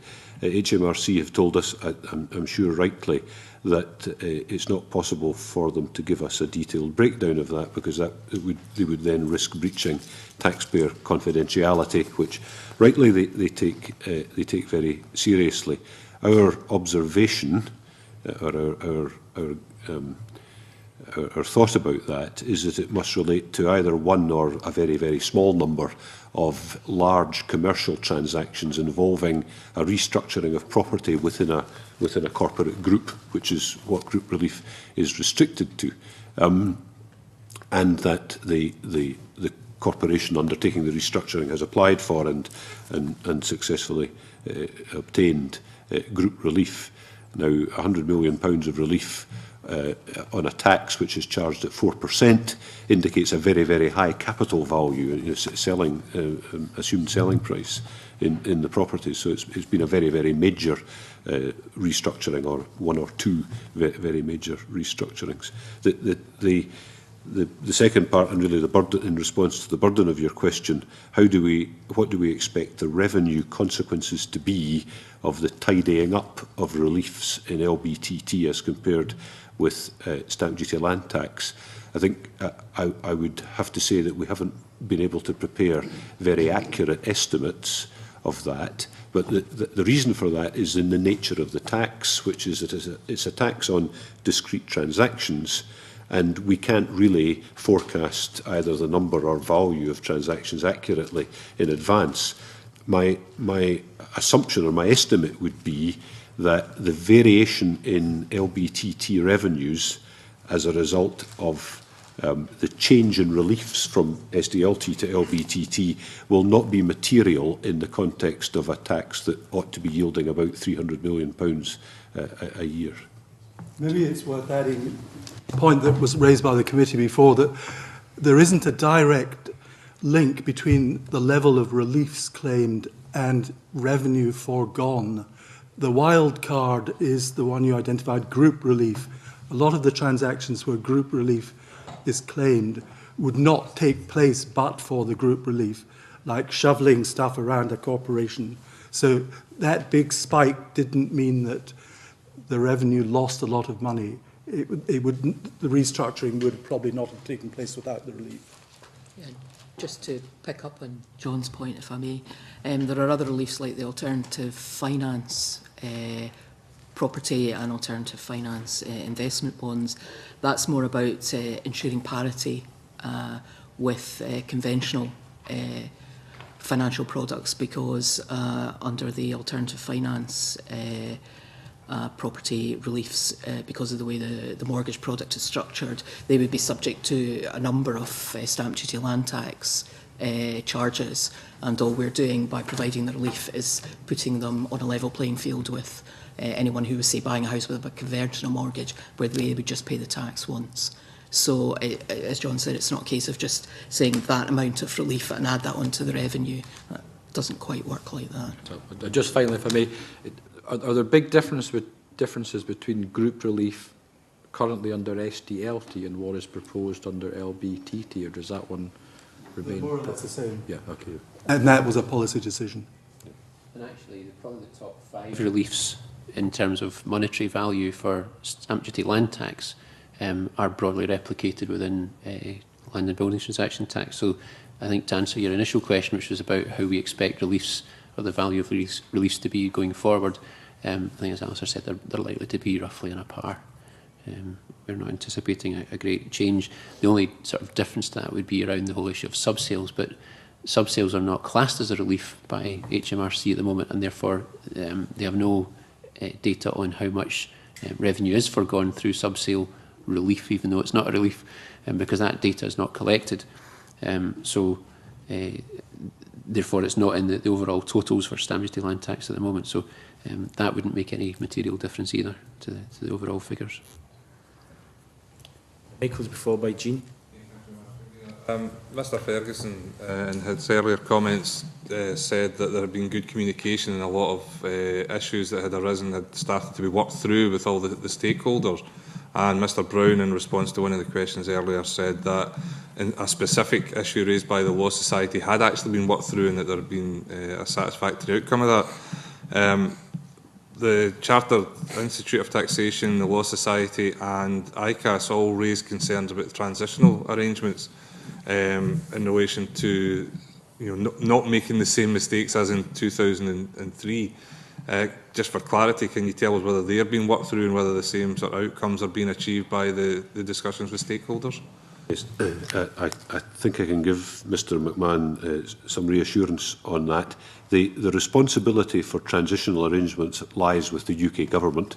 It's the Treasury, under the Scotland Act 2012, it's the Treasury that has the power to make orders setting out transitional arrangements. We've noted the comments to which you refer in the written evidence, and we're opening up discussions. We have begun discussions with HMRC about appropriate transitional arrangements. And just to give a little bit of colour on that, we don't expect transitional arrangements to provide any difficulties in relation to purchases, because clearly a purchase has a specific date, and up until the 1st of April 2015, we would expect that purchase to pay stamp duty, and beyond that, we would expect the purchase or the purchaser to pay LBTT. The difficulty tends to arise in relation to the taxation of leases, and that's something that we're pursuing. And our aim would certainly be, as you suggest, Mr McMahon, to arrive at a position where we had effectively learnt the lessons and there weren't difficulties going forward. I think that brings my average down a bit. Thank you, Mike. Jean.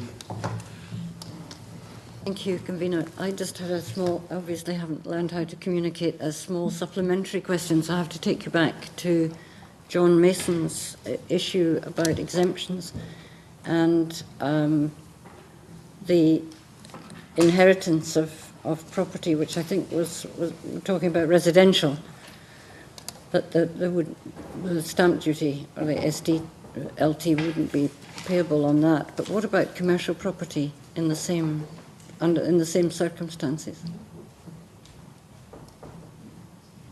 Can I begin an answer to that and perhaps invite John to come in? Technically speaking, the exemptions are dealt with in Schedule 1 to the bill, which sets out in a variety of paragraphs the classes of exemption. As far as I am aware, in response to Ms Urquhart's question, the exemptions are specified in relation to the tax rather than in relation to the tax payable, rather than in relation to any particular class of property. And that being the case, an exemption would apply to either residential property or to commercial or industrial property. In the unlikely event of an individual dying and leaving a piece of commercial or industrial property to his heir, then, as I understand it, no tax would be payable on that inheritance. But John may be able to confirm. No, that's right.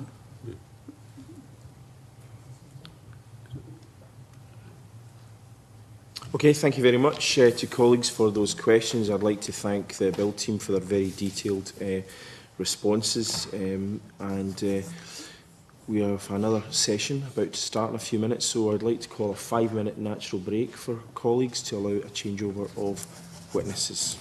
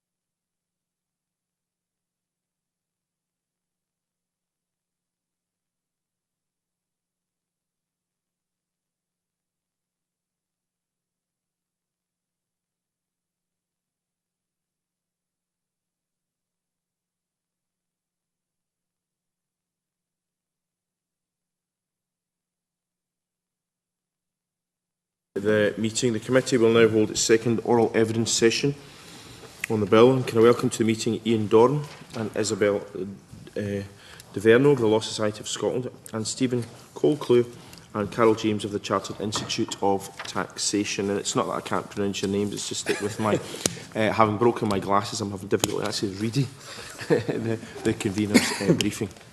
Okay, so we'll start off with an introductory statement, which, if you could keep it fairly brief, and then we'll proceed to questions thereafter.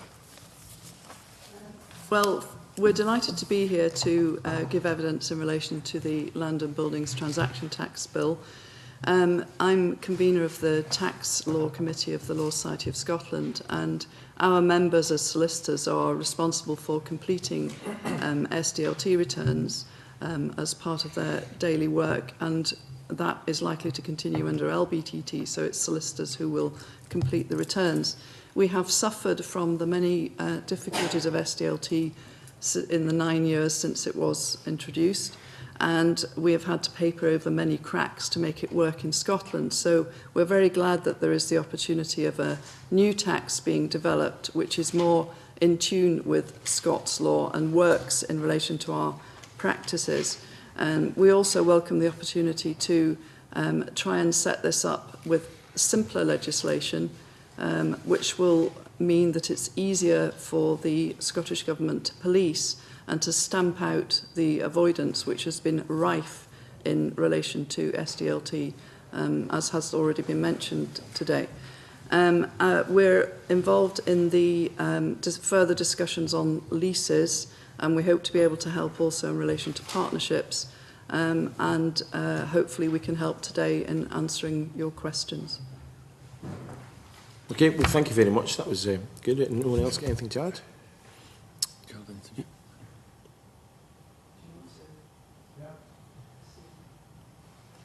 Morning. I'm Stephen Colcleugh. I'm the Deputy President of the Chartered Institute of Taxation, and I'm here with colleagues from the Scottish branch. I'm representing the CIOT not because I'm the Deputy President, but because since 1998 I've headed up the stamp taxes practice at PricewaterhouseCoopers. So this is, if you like, very much in my sweet spot. The CIOT is an educational charity. We're therefore apolitical, and one of our touchstones, indeed our motto, is fairness and justice between the citizen and the state. And when it comes to matters such as this, i.e. drafting legislation, we always try to square a triangle, if you can do that, between simplicity, certainty and fairness. And what we've found is that the more you try and be fair, the more complex and uncertain things become. You can have simplicity, but not necessarily certainty. And the dream, of course, would be to have something that's simple, certain, and fair.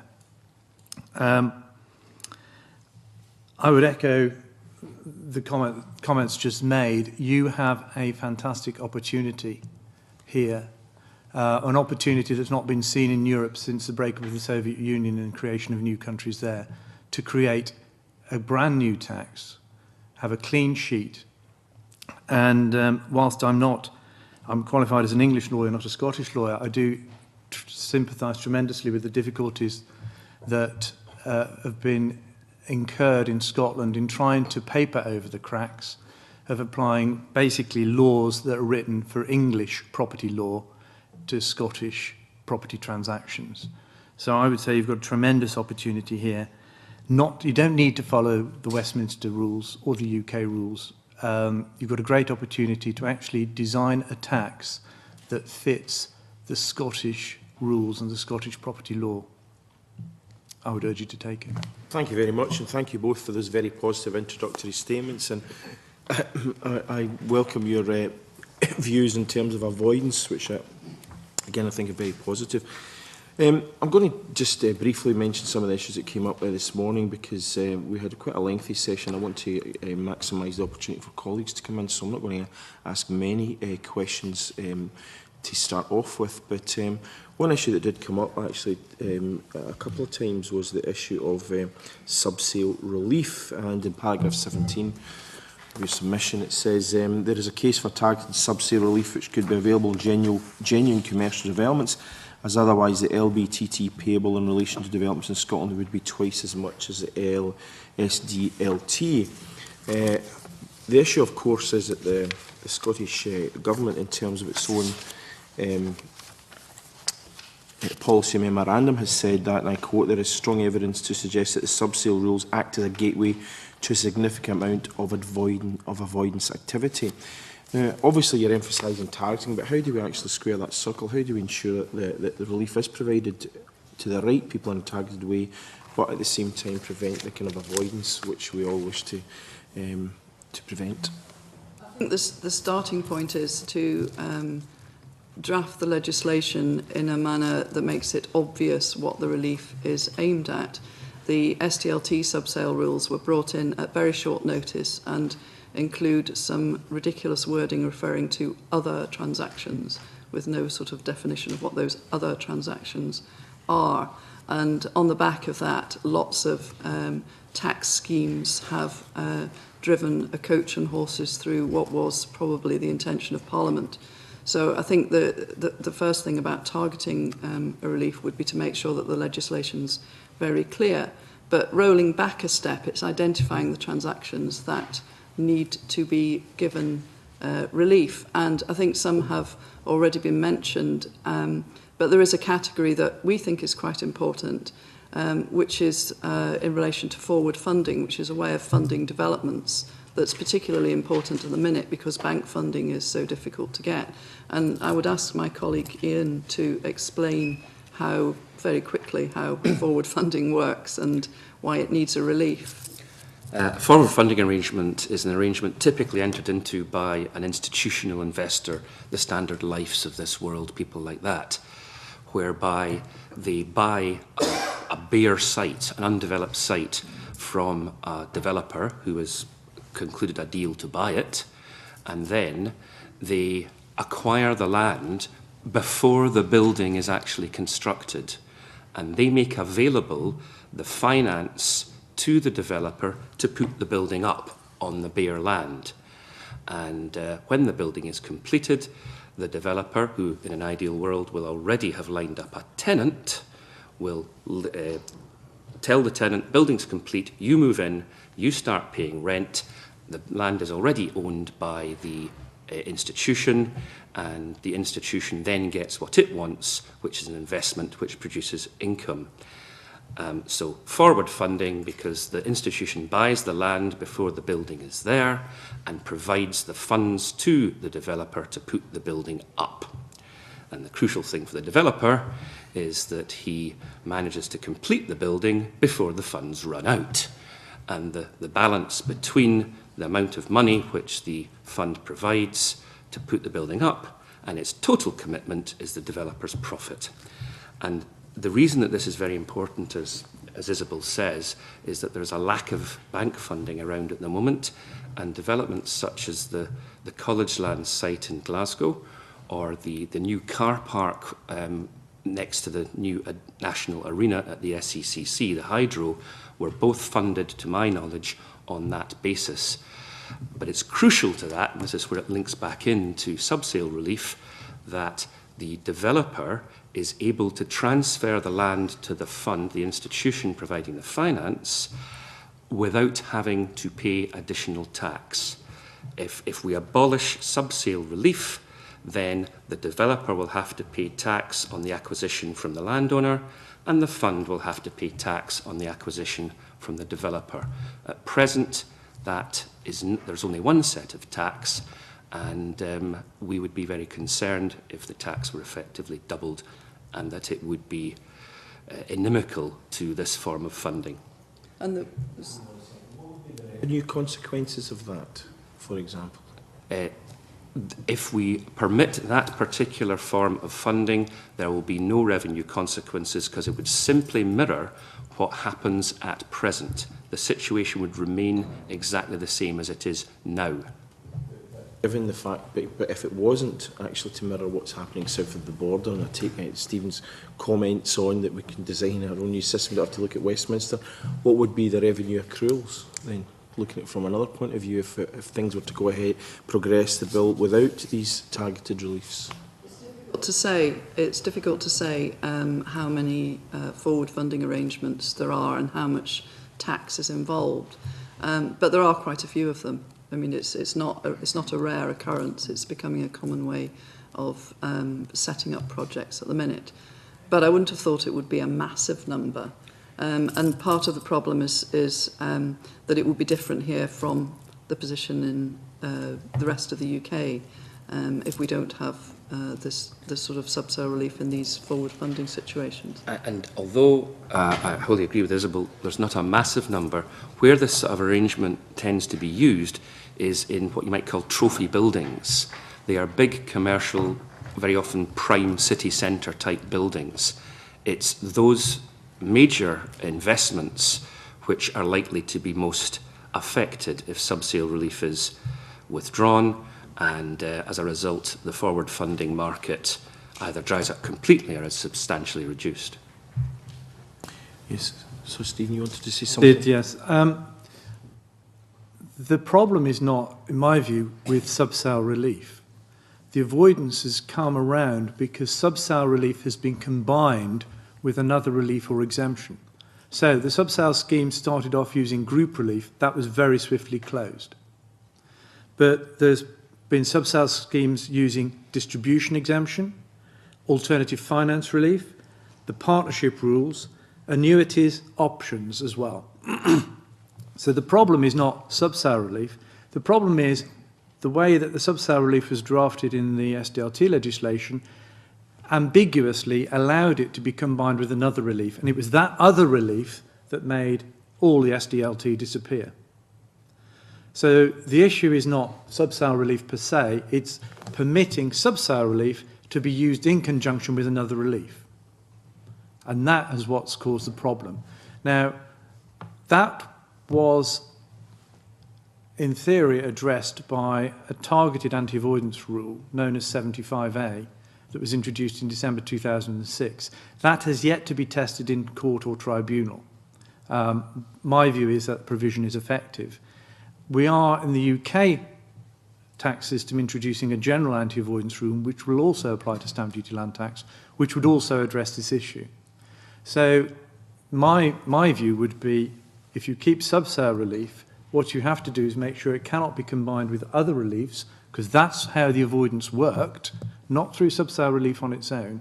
Plus, you may wish to consider some targeted anti-avoidance rules as we are looking at in the UK at the moment.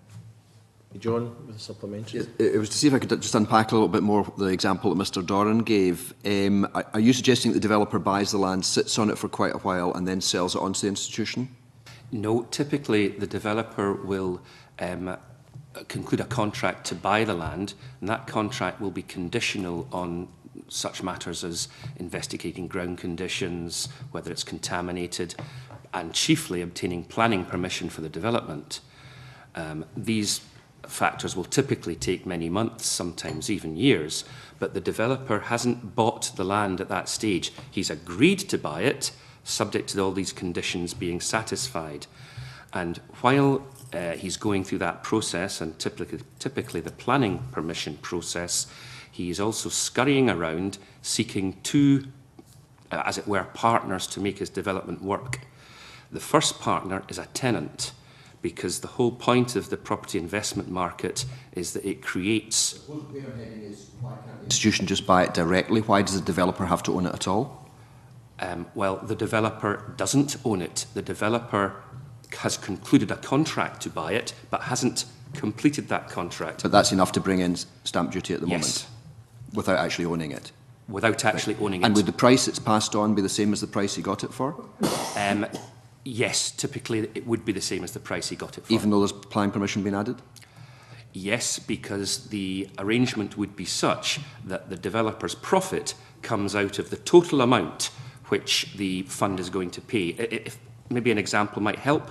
If a developer contracts to buy some bare land for £1 million, manages to get planning permission, manages to find the tenant to occupy the building when it's completed, then typically he will sell the building on for £1 million and say arrange to get £9 million from the fund. Clarifying point, that's great, thanks. Okay, thank you very much. In terms of your submission, paragraph 14, you state that further consideration needs to be given to whether certain categories of licence merit exemption from LBTT. And I'm just wondering if you can highlight some of these categories that you're thinking about. Afraid. That's fine.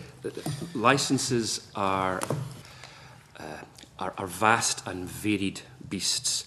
In the property world, we tend to think of licences as being the sorts of arrangement under which, say, a barrow or a kiosk in a shopping mall will be granted.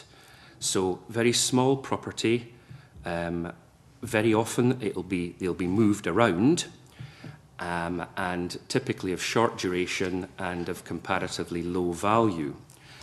And that is fine. There's no great problem with that. However, licences are in fact much, much wider than that, and they involve all sorts of other things which we don't typically think of as property transactions. One example is hotel management agreements. Hotels are often not leased but managed. Another example is, well, for example, the conference industry. The SECC and the Edinburgh International Conference Centre all involve organisations or bodies coming to occupy the conference centre.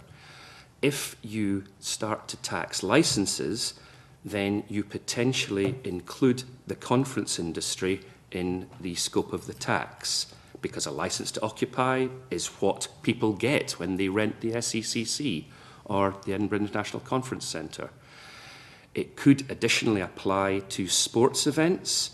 For example, I talked to the finance director of the SECC, who pointed out that the arrangements for the Commonwealth Games in 2014 would involve tax being paid were LBTT introduced at that point.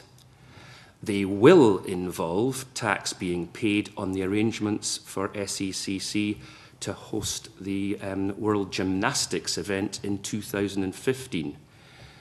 Also, large international conferences could be affected, ditto large rock concerts, sports events, things like that.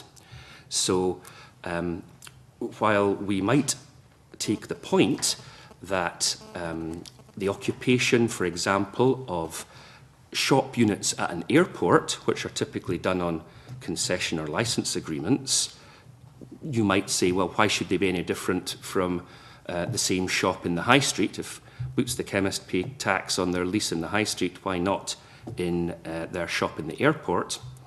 And one might take the view that that's a reasonable view to take. The concern we express is that if you bring in all the other examples I've tried to list for you, then there will be unintended consequences which could be prejudicial to the Scottish economy as a whole. In terms of charities, we had a bit of a discussion in the previous session, and Malcolm asked a number of questions about that, and no doubt I want to ask more, so I'm going to try and steal all his thunder. But I'm just wondering, in terms of your view that you seem to believe that you don't think the restriction of having a non-Scottish charity registered with Oscar is appropriate. But I mean, we heard previous evidence that well, it's not going to cost any money, and it keeps the kind of rogues and scoundrels out. So it's a kind of quite a nice safety net. So why do you feel so strongly about this particular issue? We all feel strongly about that. We have, certainly my own firm and certainly as an institute, been going through the UK tax legislation. And where it says UK, because of our membership of the European Union, we have to replace that in many cases with EU and sometimes with EEA. Anything which imposes a requirement to comply with a registration commitment like registering as a Scottish charity is a burden and imposition and breach of the freedom of movement of establishment, freedom of movement of goods, peoples and services. I think looking at the decisions that we've had from the European courts in the past, the restriction that you have to be registered as a Scottish charity to get this tax relief is unlawful under European law. That's pretty clear in my view. The other way of looking at it, it is also an unlawful state aid to Scottish charities unless you have obtained state aid clearance from Brussels, which I don't believe you have. I'd also share a concern actually over the trust provisions, which seem to not include English trusts, because it includes Scottish trusts and trusts governed by the laws out with the UK. So England and Wales and Northern Ireland seem to be excluded from that as well, which I think is also in breach of European law. So I would urge you not to do this. Going back to charities and specifically, if you look at the UK tax law on charities, you will see that it has been amended and has had to be amended because it used to make a distinction between UK charities and non-UK charities. It now draws a distinction between EU charities and non-EU charities. That's for whether you get a tax deduction for making a payment to a charity, whether the charity benefits from a tax exemption on its income, or whether it benefits from VAT reliefs. The rule is very clear. It's EU, non-EU. If non-EU countries want to join, they can apply to the UK government and ask if they can be added to the list, as Norway and Iceland have done. And they have to show that their charity regulatory regimes are at least comparable to the regime in the UK. So I would urge that, certainly in the charities, that one would adopt an EU compliant approach, and if you have a charity that's compliant under EU charity law, then it should benefit from that relief. I'm sure colleagues will want to explore that further. I'm just going to ask one brief question before I open it up, and Malcolm will be the first person to speak from the committee. And that's just about the financial memorandum assumes 90% of LBTT will be processed online. Do you think that's realistic? Yes, I think we do. Because registration of property is so important, most people dealing with SDLT returns at the minute do use the online system because it's the quickest way. There are very few people up here who insist on using paper returns. So I think that would be a realistic assumption. So do you believe, though, that they should go to 100% online? Are you still are you happy that that both are retained? I think if we can guarantee fully operational broadband in all parts of Scotland with no hitches anywhere, then we could go to 100% online. But in practical terms, pretty much all of the people will do the returns online if they possibly can. But making it mandatory could cause difficulties for some. So there needs to be an alternative. So I would echo that and agree with that. I think we should be moving to online filing. The caveat I would raise is that there's part of the Chartered Institute of Taxation called the Low Income Tax Reform Group. And they have done a lot of work, which is available on our website, and we can supply you with that, on what we call the digitally excluded, because not everybody is able to access, for various reasons, whether it's by handicap or just lack of access to the internet, online filing. And you need to make provision for those, whether that's going to be a big issue in LBTT, where you are dealing with buying or leasing property, one can't say, but one has to bear in mind that not everybody can use online filing, but certainly, going back to my point about you've got a clean sheet and a greenfield opportunity, that should be the focus of your intention. Just an example of how things can go wrong, however, if we look at the SDLT online filing, at a very early stage, the people building the system said, tell me, in the consideration, you can't have zero, can you? And they said, no, you can't. It's always got to be a number. Built the system. Then somebody introduced a market value charge on certain things where you can have zero, but you can't, and it's hardwired into their system. So I think that shows why it's fairly urgent you agree and define what your principles are. And then when you design your online system, make sure that not too many things are hardwired into it. Because we now have the position where I have HMRC telling me I have to tell my clients to deliberately file a false return just to get it online, which obviously I can't advise them to do because that carries criminal penalties. So, yes, go for online, but get your principles sorted. Make sure that when you build the system that you don't hardwire too much stuff into the system, because if you do, it will then hamper your ability to continue going forward?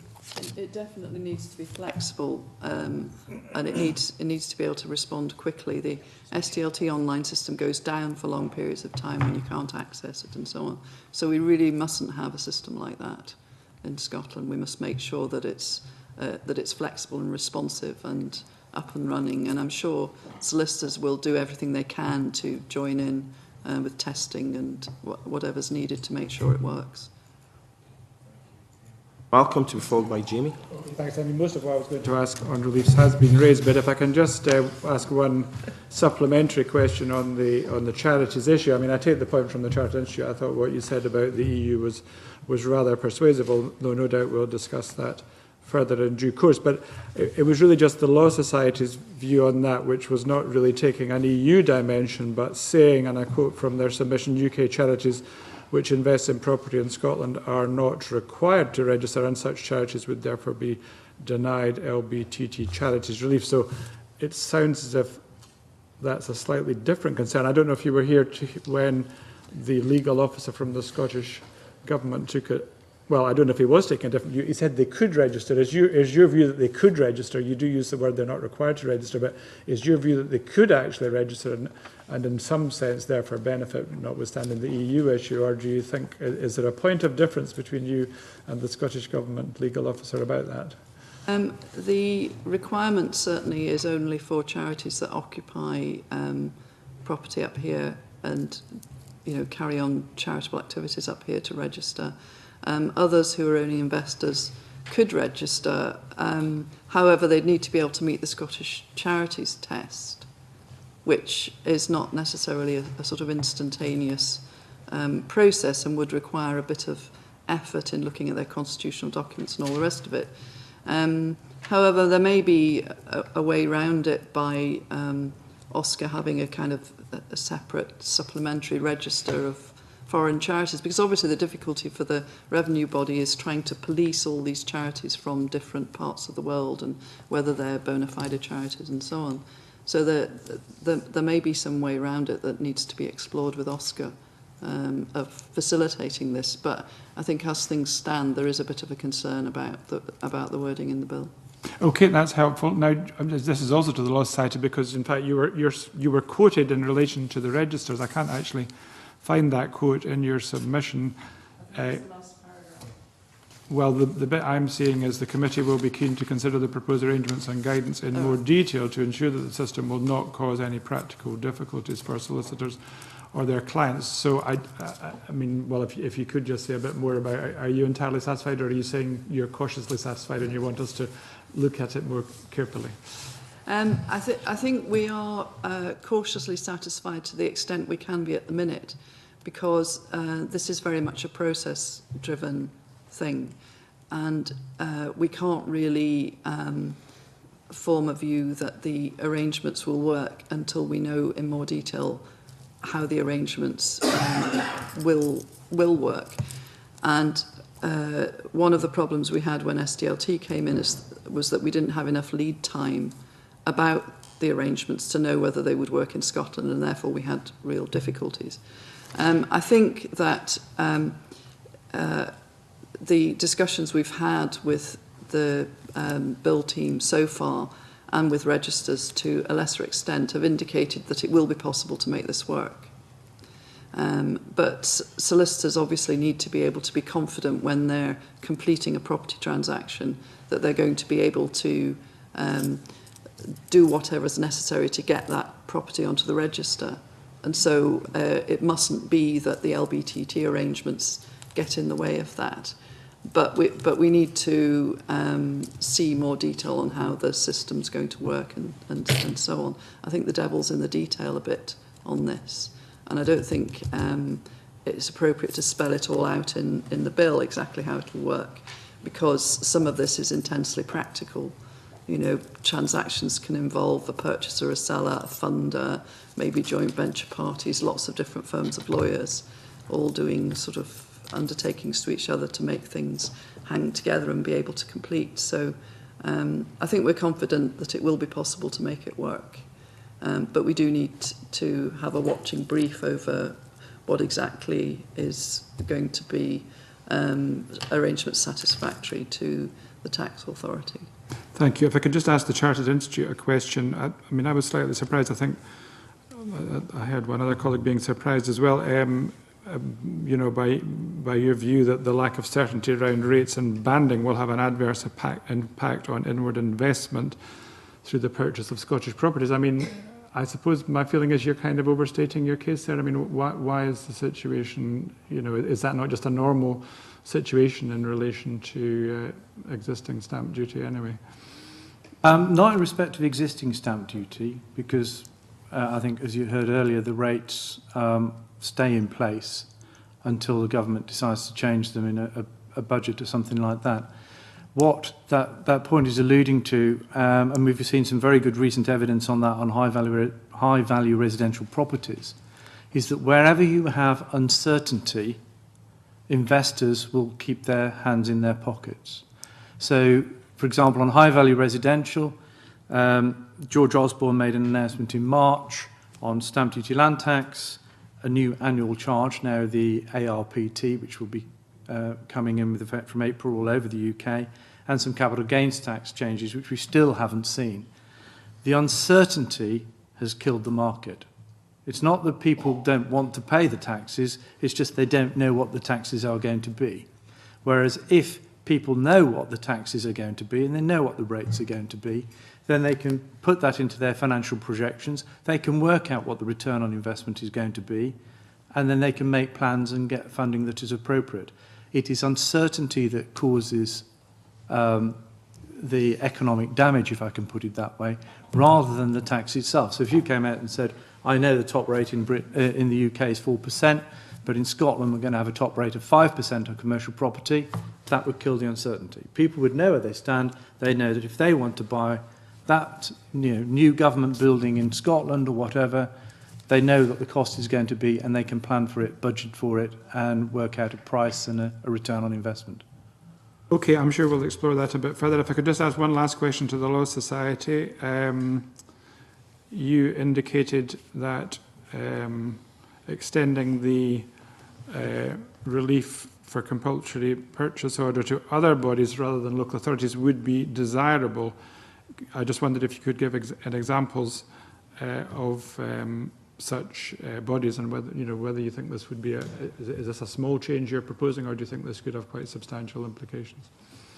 I don't think it has substantial implications. It's just that there are other bodies with compulsory purchase powers, and it seems odd that they don't all benefit from the relief, because often they are being used in order to facilitate a development, to make the land move to a developer or whatever it is, but using the compulsory purchase powers. So it was really just a desire to see the two things aligned more closely. But I don't think it would be something that would affect huge numbers of transactions. Okay, Jamie, to be followed by Gavin.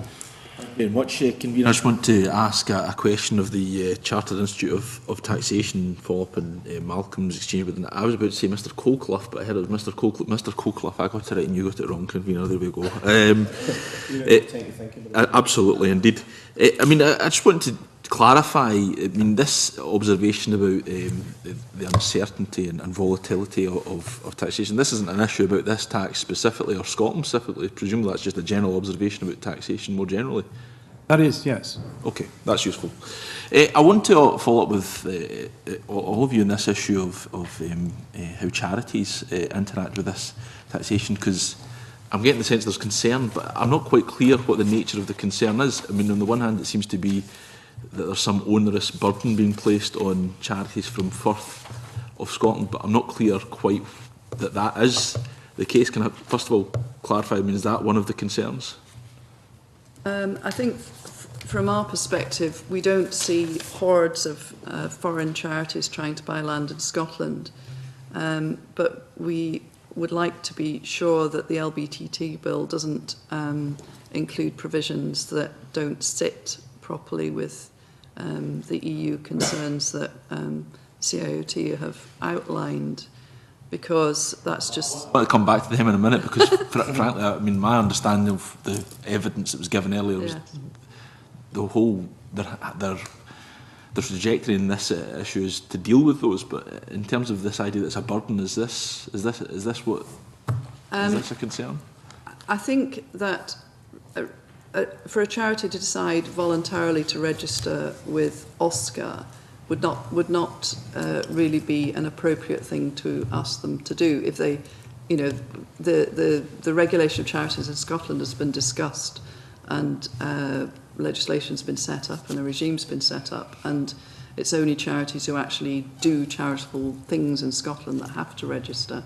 So it would seem a bit disproportionate to say that in order to be able to have this charities relief from LBTT, they would have to register with OSCA as well on a voluntary basis, because it's not just a question of filling in a form and sending it in. There's an ongoing compliance that has to be done, and the consideration as to whether activities... The tests are different in different parts. So is your of the UK. perspective that they should, well, Scottish charities should have to register with OSCA, foreign charities, EU charities primarily, because it's about competition law, but we heard from the Scottish Government perspective this will apply to charities further the EU as well, that they shouldn't have to register, but they should still benefit by the relief?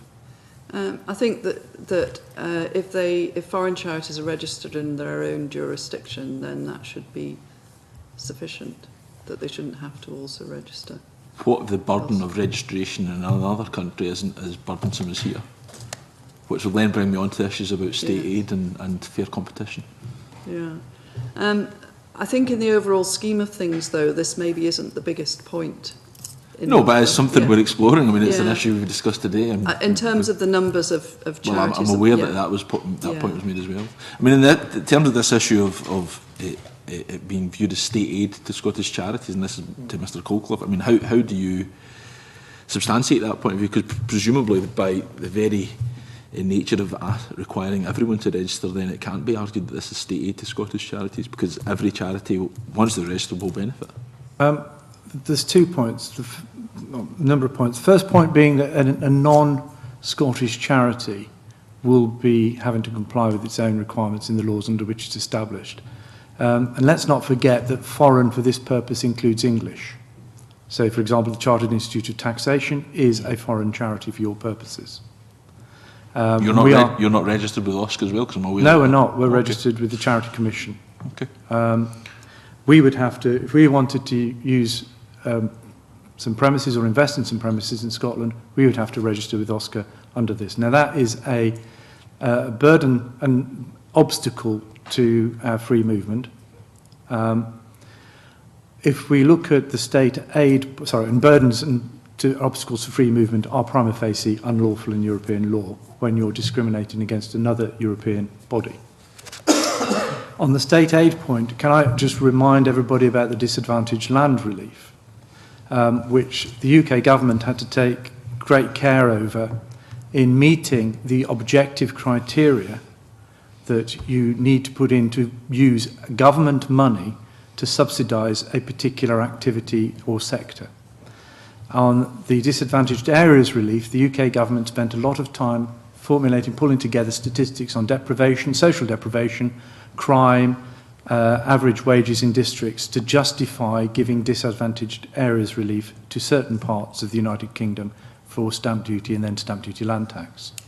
Anything else would have been unlawful state aid, i.e. it would have been a diversion of government resources to support some activities that were not ascertained on objective criteria. Where that provision went slightly wrong is that the statistics on social deprivation, etc., tend to be about 5 years out of date, which is how the Canary Wharf development benefited from disadvantaged areas relief, even though it was far from disadvantaged. But of course, when the statistics were available, it was an undeveloped area of Tower Hamlets, and therefore met the criteria. The point there being that unless you can set out objective reasons why only certain people can get this relief, it will be a state aid. Just saying you've got to register with a Scottish OSCA is not, in my view, a sufficient objective criteria for the diversion of government funds to do that. Okay, I mean, clearly this isn't going to form the main basis, but it's quite interesting. We might need to explore it a little further. Can I ask just one fairly straightforward question of the Law Society? I mean, the Scottish Government spoke quite extensively of their very positive engagement with you as a body through formulating this tax. Can you speak a little bit about that? I mean, has it been positive engagement? Has it been worthwhile?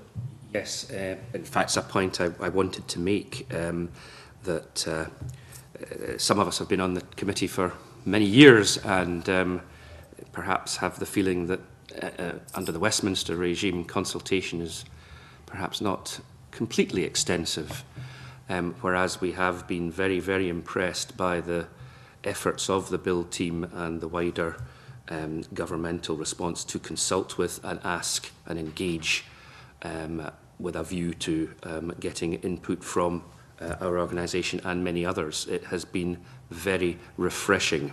And the other point I jotted down earlier was that I think that the team deserves credit for having worked so hard and so speedily. It is very difficult to construct a new tax and a new Taxes Management Act and computer programmes and Revenue Scotland and everything else so quickly. But the progress which has been made is very impressive. I'm sure all colleagues in the committee are heartened by those comments, Convener. If I could just add to that, one of the most important things has been the involvement not just of the Bill team, but also of lawyers from the Legal Directorate and people from Registers of Scotland. So it's a joined-up attitude that is really helping, because things can be a bit fragmented in Westminster and not all those who need to be at the table are necessarily there. So I think we have been quite heartened at the amount that's been achieved in a relatively short time. Just full to know, thank you. Gavin, to be followed by Joan. I want to return to the question of rates and when they will be indicated. The Chartered Institute of Taxation say, paragraph 9, we're disappointed to note that no indication of intended rates has been given to date. When I asked the Bill team when rates would be given, obviously the tax would come into force in April 2015, and the current government position is that in September 2014, sorry, comes into force April 2015, and the indication will be given in September 2014. Obviously, investors, as you say, would want rates presumably yesterday. But being objective about it, what are you calling for in terms of when the government should give clear indications of rates? What do you think is fair and reasonable?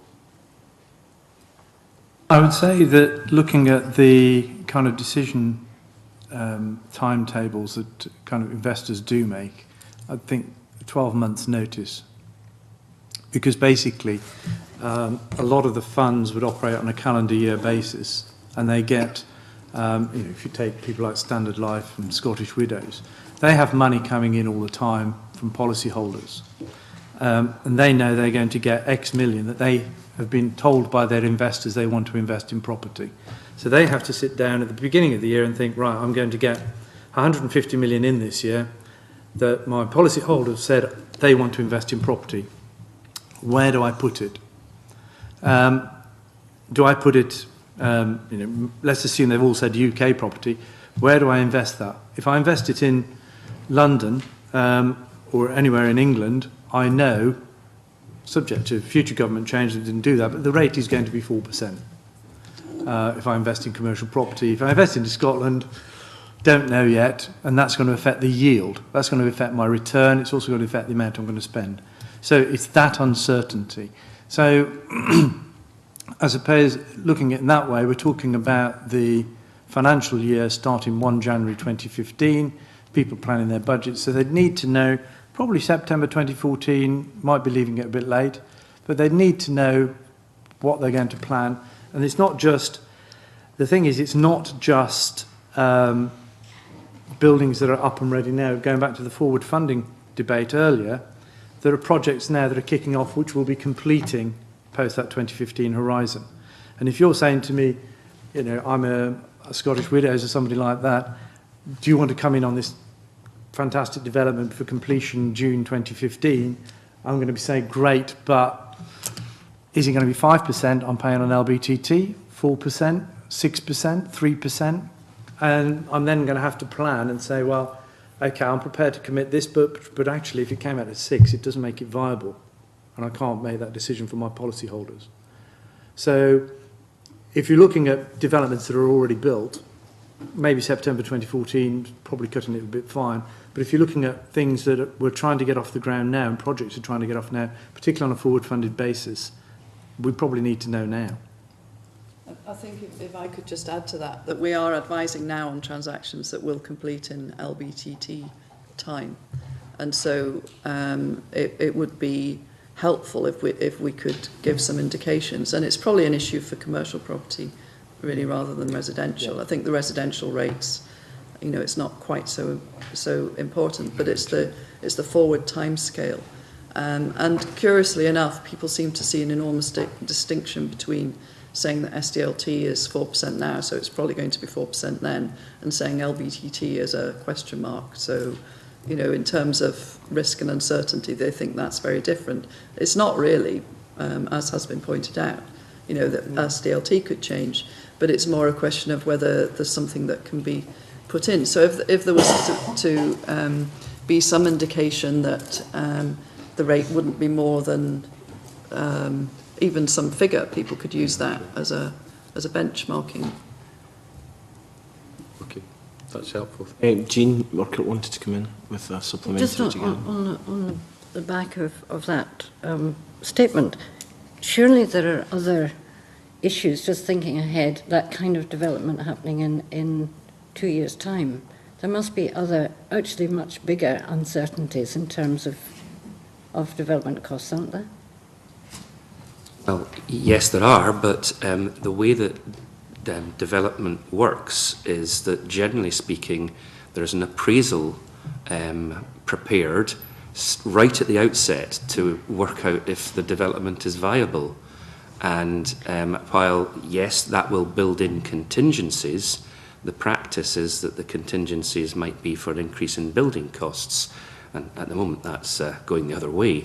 The real difficulty is if you have to just leave a total blank in the list of expenditure for the land tax, then you might not know whether your development is going to be viable or not. You can forecast the other entries, like for building costs, professional fees, because you have experience of what these are. You know what these are, you've been doing it for years. The problem with LBTT is nobody has a clue. We have no experience and no indication from past practice as to what it's going to be. But you agree surely that nobody would leave a blank? Nobody would have a zero in there. I mean, they could be... Absolutely not, but what figure do you put in? Do you put in 4%, which is the current UK rate, as we all know, and the market just assumes, as Stephen said, that it will be 4% in future, or do you put in some other figure? We just don't know at all what that figure should be. Yeah. And I should say on stamp duty land tax, once you've signed the contract, if the rate does change, the tradition has been that existing contracts are protected unless they're varied or assigned. So if you've signed the contract today, in SDLT land, you know it's going to be 4%. In LBTT land, I don't know. John? Sorry, I didn't realise Gavin, apologies. The other issue I wanted to come back to was subsale relief, which we heard a number of things about. And I think the position of both groups giving evidence is that while you wouldn't want it replicated exactly from Westminster, it ought to be done in a targeted way. Now, we had one concrete example of the type of transaction that ought to be given the relief. That was described as forward funding. Trying to think about it from the Scottish Government perspective, is there a way of drafting the legislation so that you could have a clear number of very, very discrete reliefs for subsale relief, which excludes everything else, but which captures the ones which you think legitimately merit it, or is that quite a difficult thing to do in practice? Are there 5 or 6 ones you would have, including forward funding? I'm keen to... So there wasn't much wrong with the original Section 45. What it didn't make clear, if you sell from A to B to C, is the relationship of B to C on the second part of that transaction. So that can be tidied up, and was tidied up in respect of the group relief. The other thing that I would do is say you can either use subsale relief or another relief. You can't use both, because that's where the avoidance opportunity came. And the reason subsale relief was so attractive is that if you want to try and manage the tax cost, you can do it by changing the transaction and not paying for things in a particular way. But then I need your agreement to that because you're selling and I'm buying. The attraction on subsale relief was you didn't even know I was doing this, because I bought it from you and you thought I was a good guy, but I immediately sold it to Caroline, who was my mate, and we did something that qualified for this second relief. So I wouldn't stray too far from the existing legislation. It does need some tweak, but the thing that opened up the opportunity was the fact I could combine it with another relief and all the tax disappeared. Okay. So one way of doing it would be to, so you can't combine it with other reliefs, but if that didn't happen, and if you had to do it by defining set ways in which you could do it, is that easily done, or are there dozens of ways that you could potentially do it and simply you couldn't just list them exactly? I fear that that's the case, that there are dozens of ways and dozens of circumstances in which perfectly legitimate sub-sales are achieved, and to try to list them would be fruitless, I think. And I'd struggle to recommend the current UK government proposals to amend subsale provisions, which are extraordinarily complex. And perhaps just one other thought occurs, and that is, although the general anti-avoidance rule, which we have heard mentioned, is not part of this tax, the Law Society certainly, and maybe CIOT, are very much in favour of that. It's a good thing because it targets general avoidance rather than the targeted anti-avoidance rules, which bizarrely can actually encourage more avoidance, because as soon as you get within the loophole of the targeted rule, then by definition you are clean. It's a bizarre situation. A general blanket rule will be far better, and speaking as somebody who advises on property tax deals, it will be very difficult for tax advisors who are inclined to recommend tax avoidance schemes to say to their clients, this will work because we've manhandled the transaction in such a way that it falls within a loophole.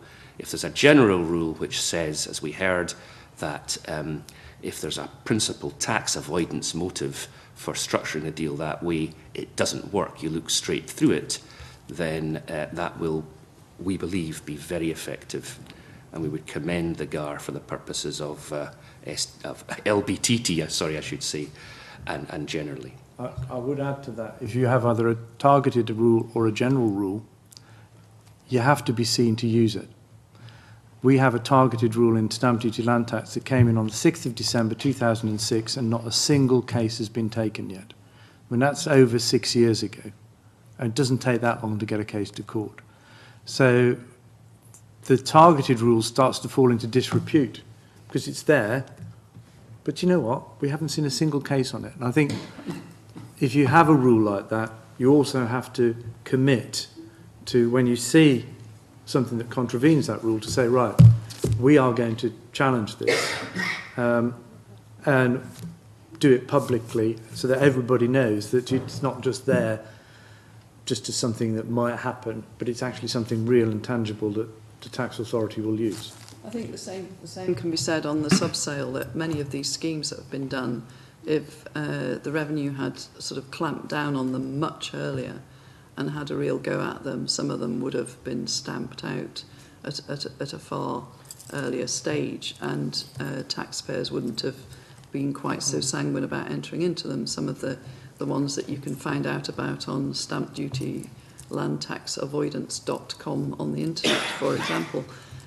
So the tax authority needs to be proactive in looking at avoidance. But going back to the subsale, whichever way you do it, if there is to be a subsale relief, whether it's just by having a general relief or trying to have targeted ones, the starting point is to identify the transactions that are deserving of subsale, the forward funding we've mentioned. But it may be that you decide not everything deserves subsale relief. So a developer just flipping on land at a profit, that might not deserve subsale relief, whereas other, more complex arrangements do. Can I just pick up what Isabel said there on actually clamping down?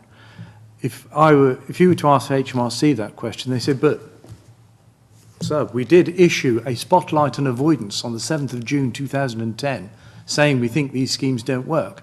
Now, a spotlight on avoidance is something they stick on the website, and it's only people like me who read it. And I'm clearly not the target audience. That kind of, we did a spotlight on avoidance, it's on the website response, is wholly inadequate. You need to be more public about it and get the message through to the wider public, if I can put it that way, rather than stamp tax specialists like myself. John? Thank you, Convener. To go back to one or two issues I spoke about earlier, the whole area of exemptions. Now, I realise there's probably a kind of technical side to these exemptions, and there's also a policy side to the exemptions, so I don't expect you to comment particularly on the policy side. But I would be interested in the technical side. I mean, is there a reason for exempting property transactions where no money or other contribution is made? What about transfer under succession law, and what about acquisitions by the Crown? Or are these purely policy areas? Technical and policy. If you go back to even before when I started my career, we did have stamp duty on land transactions that were gifts at market value. So gifts, if I gifted land, it attracted stamp duty at market value. The problem from a technical perspective is you've then got to agree a market value. And you could spend 7 or 10 years arguing with the district valuer, what is the market value for stamp duty purposes? So on all of these, you have that technical issue. If you're having a market value charge, somebody's got to agree the market value. And in cases like death or divorce or cases like that, there isn't a ready market value because the property is not actually being marketed. So that's a first technical perspective. On the other reliefs you mentioned, they're all cases where there isn't actually cash changing hands. So I'm not getting together money to buy the property, I'm not borrowing it, I'm not raising money. It's just that the property is moving from one person to another person, and it could be a commercial property on an inheritance, it could be a large house on an inheritance. But they haven't actually got the cash to pay the tax. And if they were to pay the tax, they'd either have to sell the property or borrow the money or find it from other cash reserves. So that's sort of the policy issue. And then the Crown, which is defined as not just the Scottish Government, but relevant departments of the UK Government, that does go to the policy issue there of what is the point of getting one part of the government to pay tax to the other part of the government when it's all the government. And I think someone asked the question in the earlier session quite rightly, yes, but we're not all in the same boat now, are we? We are Scotland, and then there's the rest of the United Kingdom. And if we tax the Westminster Government Department on land and buildings transaction tax, that revenue comes into the Scottish Government's coffers, not the Westminster Government's coffers. So I think that is certainly a legitimate area for debate. You can tax transmission on death, but you have to think of where people are going to get the money from. You can tax UK government departments, but that's between you and Westminster as to how you carve the kitty up afterwards. And just to make a very small point in relation to inheritance, of course, if the estate's large enough, then inheritance tax will be paid, And therefore one could say, well, the estate has already been subject to inheritance tax. Why, if perchance some of it consists of land or buildings, should stamp duty or LBTT be paid in addition to that? I mean, these comments are very helpful. I suppose that final point is an argument for that if it was a gift to somebody to avoid inheritance tax, then there would be an argument for, it would strengthen, in fact, the argument for land and buildings transaction tax, perhaps. There's already clawbacks in relation to gifts made before and within a certain period of death anyway. Yeah, so that you've got 7 years to stay alive, kind of thing. But on the valuation, on the valuation point, it's probably worth adding that you do need valuations for gifts, for other taxes, and on death and transmission and so on. So, you know, it's a policy thing really, whether you want to. Take your point, because I was thinking, as Mr. Colclough was speaking, that that's right for business rates and for council tax. We value properties without a transaction. Yes, so that's good. I mean, I think that's something we'll probably come back to. The other point I wanted to touch on was the. It's a question actually occurred to me earlier, but too late to ask the Scottish Government officials. And this may be an unfair question to ask yourselves, because you might not know the answer, but at least we'll get the question on the record. Are you aware of any taxes that are levied by the UK government to which the Scottish Government is exempt? All of those that are, exemptions apply to the Crown. Yeah. So it is a reciprocal thing? Yes. It is, but don't forget all the revenue there goes to the UK government. Yes, indeed. As is the case with inheritance tax. Okay. Right, thank you. Yes, I think we'll be having debate later on about that. Under the Chartered Institute paper and the bit about certainty, which I did ask the Bill Committee about, it talks about guidance notes, and they'll often be necessary, fair enough. And it says, but such material should be explanations, assistance and guidance, not a way for the tax authority to interpret or even worse change the law to how it thinks it should operate. Citizens should be taxed by law, not by guidance, nor untaxed by concession. I mean, that suggests to me that you think, or somebody thinks, there's a problem with the present system and we maybe need to have a slightly different system in future. We do, and there's the tax by law, untaxed by concession is a theme that the CIT have been running with for the last 20 years, and is a perennial problem of basically a government making decisions, but then those decisions being changed or amended without parliamentary supervision by the executive, basically the tax administration. There's quite a lot of technical issues which we will feed in separately that we struggle with the bill. In the main one being it's far too English and doesn't seem to address Scottish property law at all, really. And how that is then going to work is going to be more papering over the cracks that we've had in the past. And I think this is not a case where you should be doing that. This is a case to get it right first time and get it right in the law. And that's what we're very keen to see happen. One suggestion that we've discussed on our side, but I haven't shared actually with my colleagues on the right here, but I'm sure they'll find favour with it, is that something that's been tested and experimented with in the UK tax legislation is actually outsourcing the writing of materials to third parties, and in that case it's been mainly law firms. So actually inviting law firms to tender to write the guidance notes, because they understand how the Scottish, in this case, Scottish property rules work. Now that has been done. Guidance at the moment, is that HMRC generally? HMRC generally, and there are different layers of guidance. Sometimes the guidance can have the force of law, if the primary legislation permits that, but otherwise it is just guidance. It does go out to extensive consultation and partnerships, which is a particular nightmare area. The guidance on that took literally years to write because it was so complex. You know, as I said earlier, I've been doing this for over 20 years and I still have to take 2 Nurofen before I read the partnership provisions. They're that horrible. The guidance took years to write in huge consultation with the profession. to get better legislation so that there's not so much room for manoeuvre in the guidance, or is it the way that the institution Revenue Scotland or HMRC operate? I would say it's better legislation.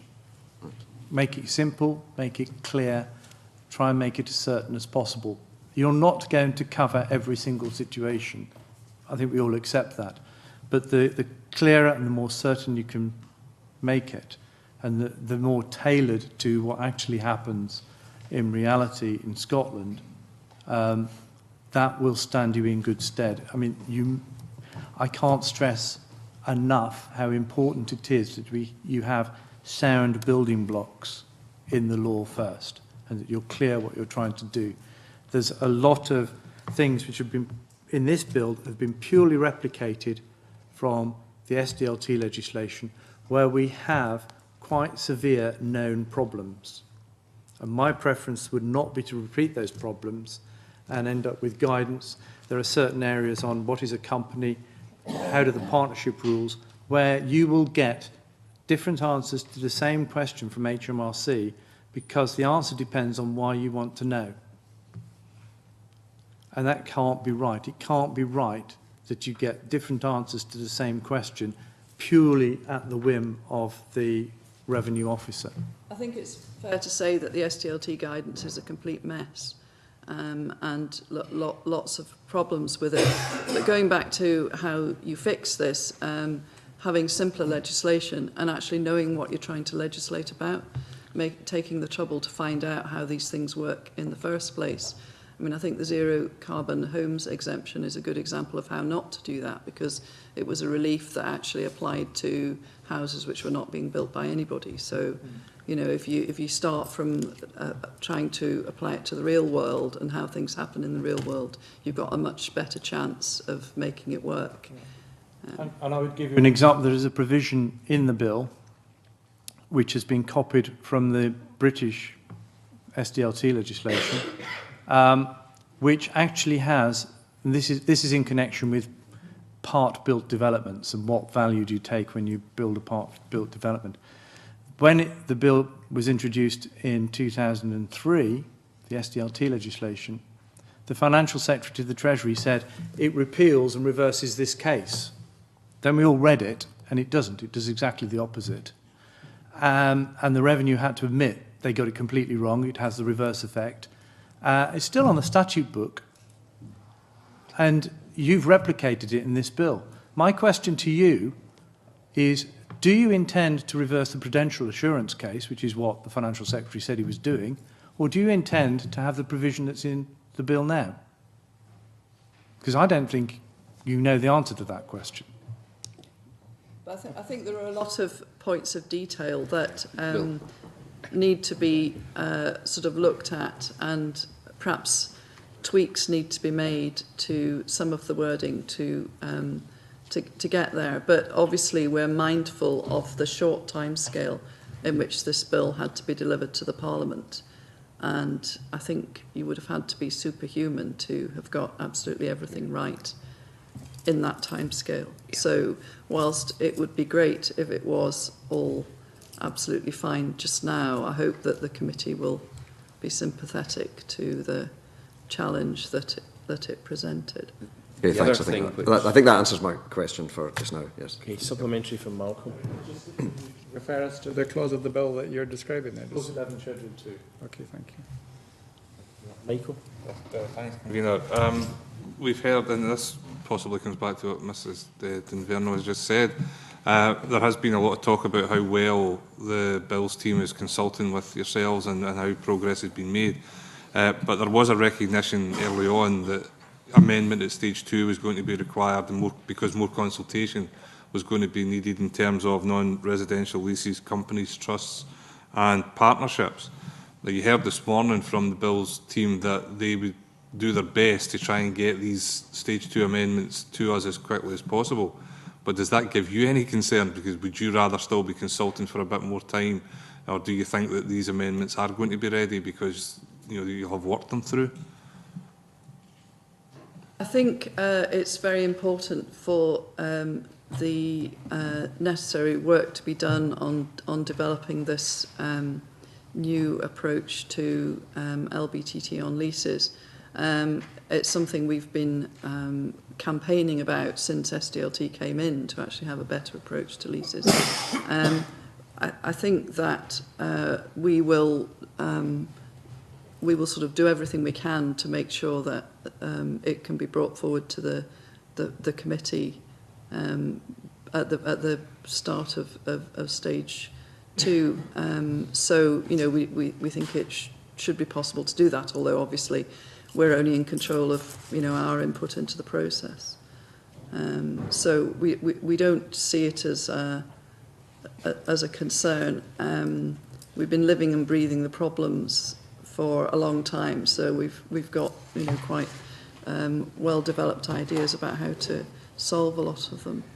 I don't know if that answers the question. It does, yeah. No, as I said, it was just that the commitment was given because it would obviously suit us for our purposes to have more time to discuss them. But if that puts pressure on your end to get the work done, to have the amendments ready, when, you know, that wouldn't necessarily make, as Mr. Colclough says, getting the bill right, getting the clarity that you would look for, is it best to take the time than to look for it slightly earlier?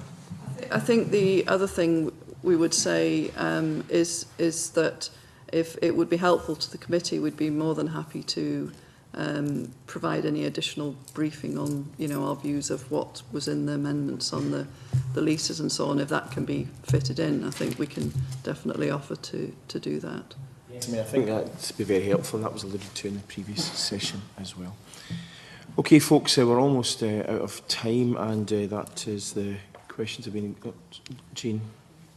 You should always remember to You should let me know, actually, before I'm should. winding up, that you actually want to ask a question. What would you like to ask?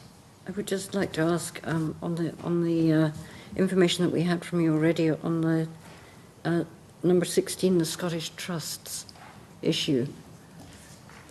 Is that more about semantics, or what kind of trusts are we talking about? And if it's a Scottish law, a Scottish tax, is it not right that it would refer to trusts out with what it says? Sorry, I should just as the bill is currently drafted, LBTT will apply to Scottish trusts and to trusts operating under laws of a country out with the UK.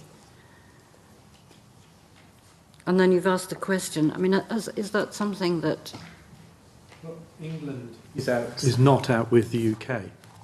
No. And it's not Scotland. No. So English trusts aren't covered by those provisions, where every other trust in the world is. Well, I guess that just really strikes me as bizarre. But it's also the language, though. Is a Scottish trust something that is quite particular to Scotland? This trust established under the laws of Scotland, yes. Right. And it's a linguistic point that the legislation is currently, as Stephen says, copying the UK legislation using English terminology, which is strange. Should it really just say outside Scotland? Perfect. Yeah. Okay, thank you. You have the job. You know, they try the patience of a saint, this lot. Okay. Which the convener is not. Well, thank you very much for your very helpful evidence today, and no doubt we'll see a lot more of each other in the weeks ahead. At the start of the meeting, the committee agreed to take the next 2 items in private. I therefore close the public part of this meeting.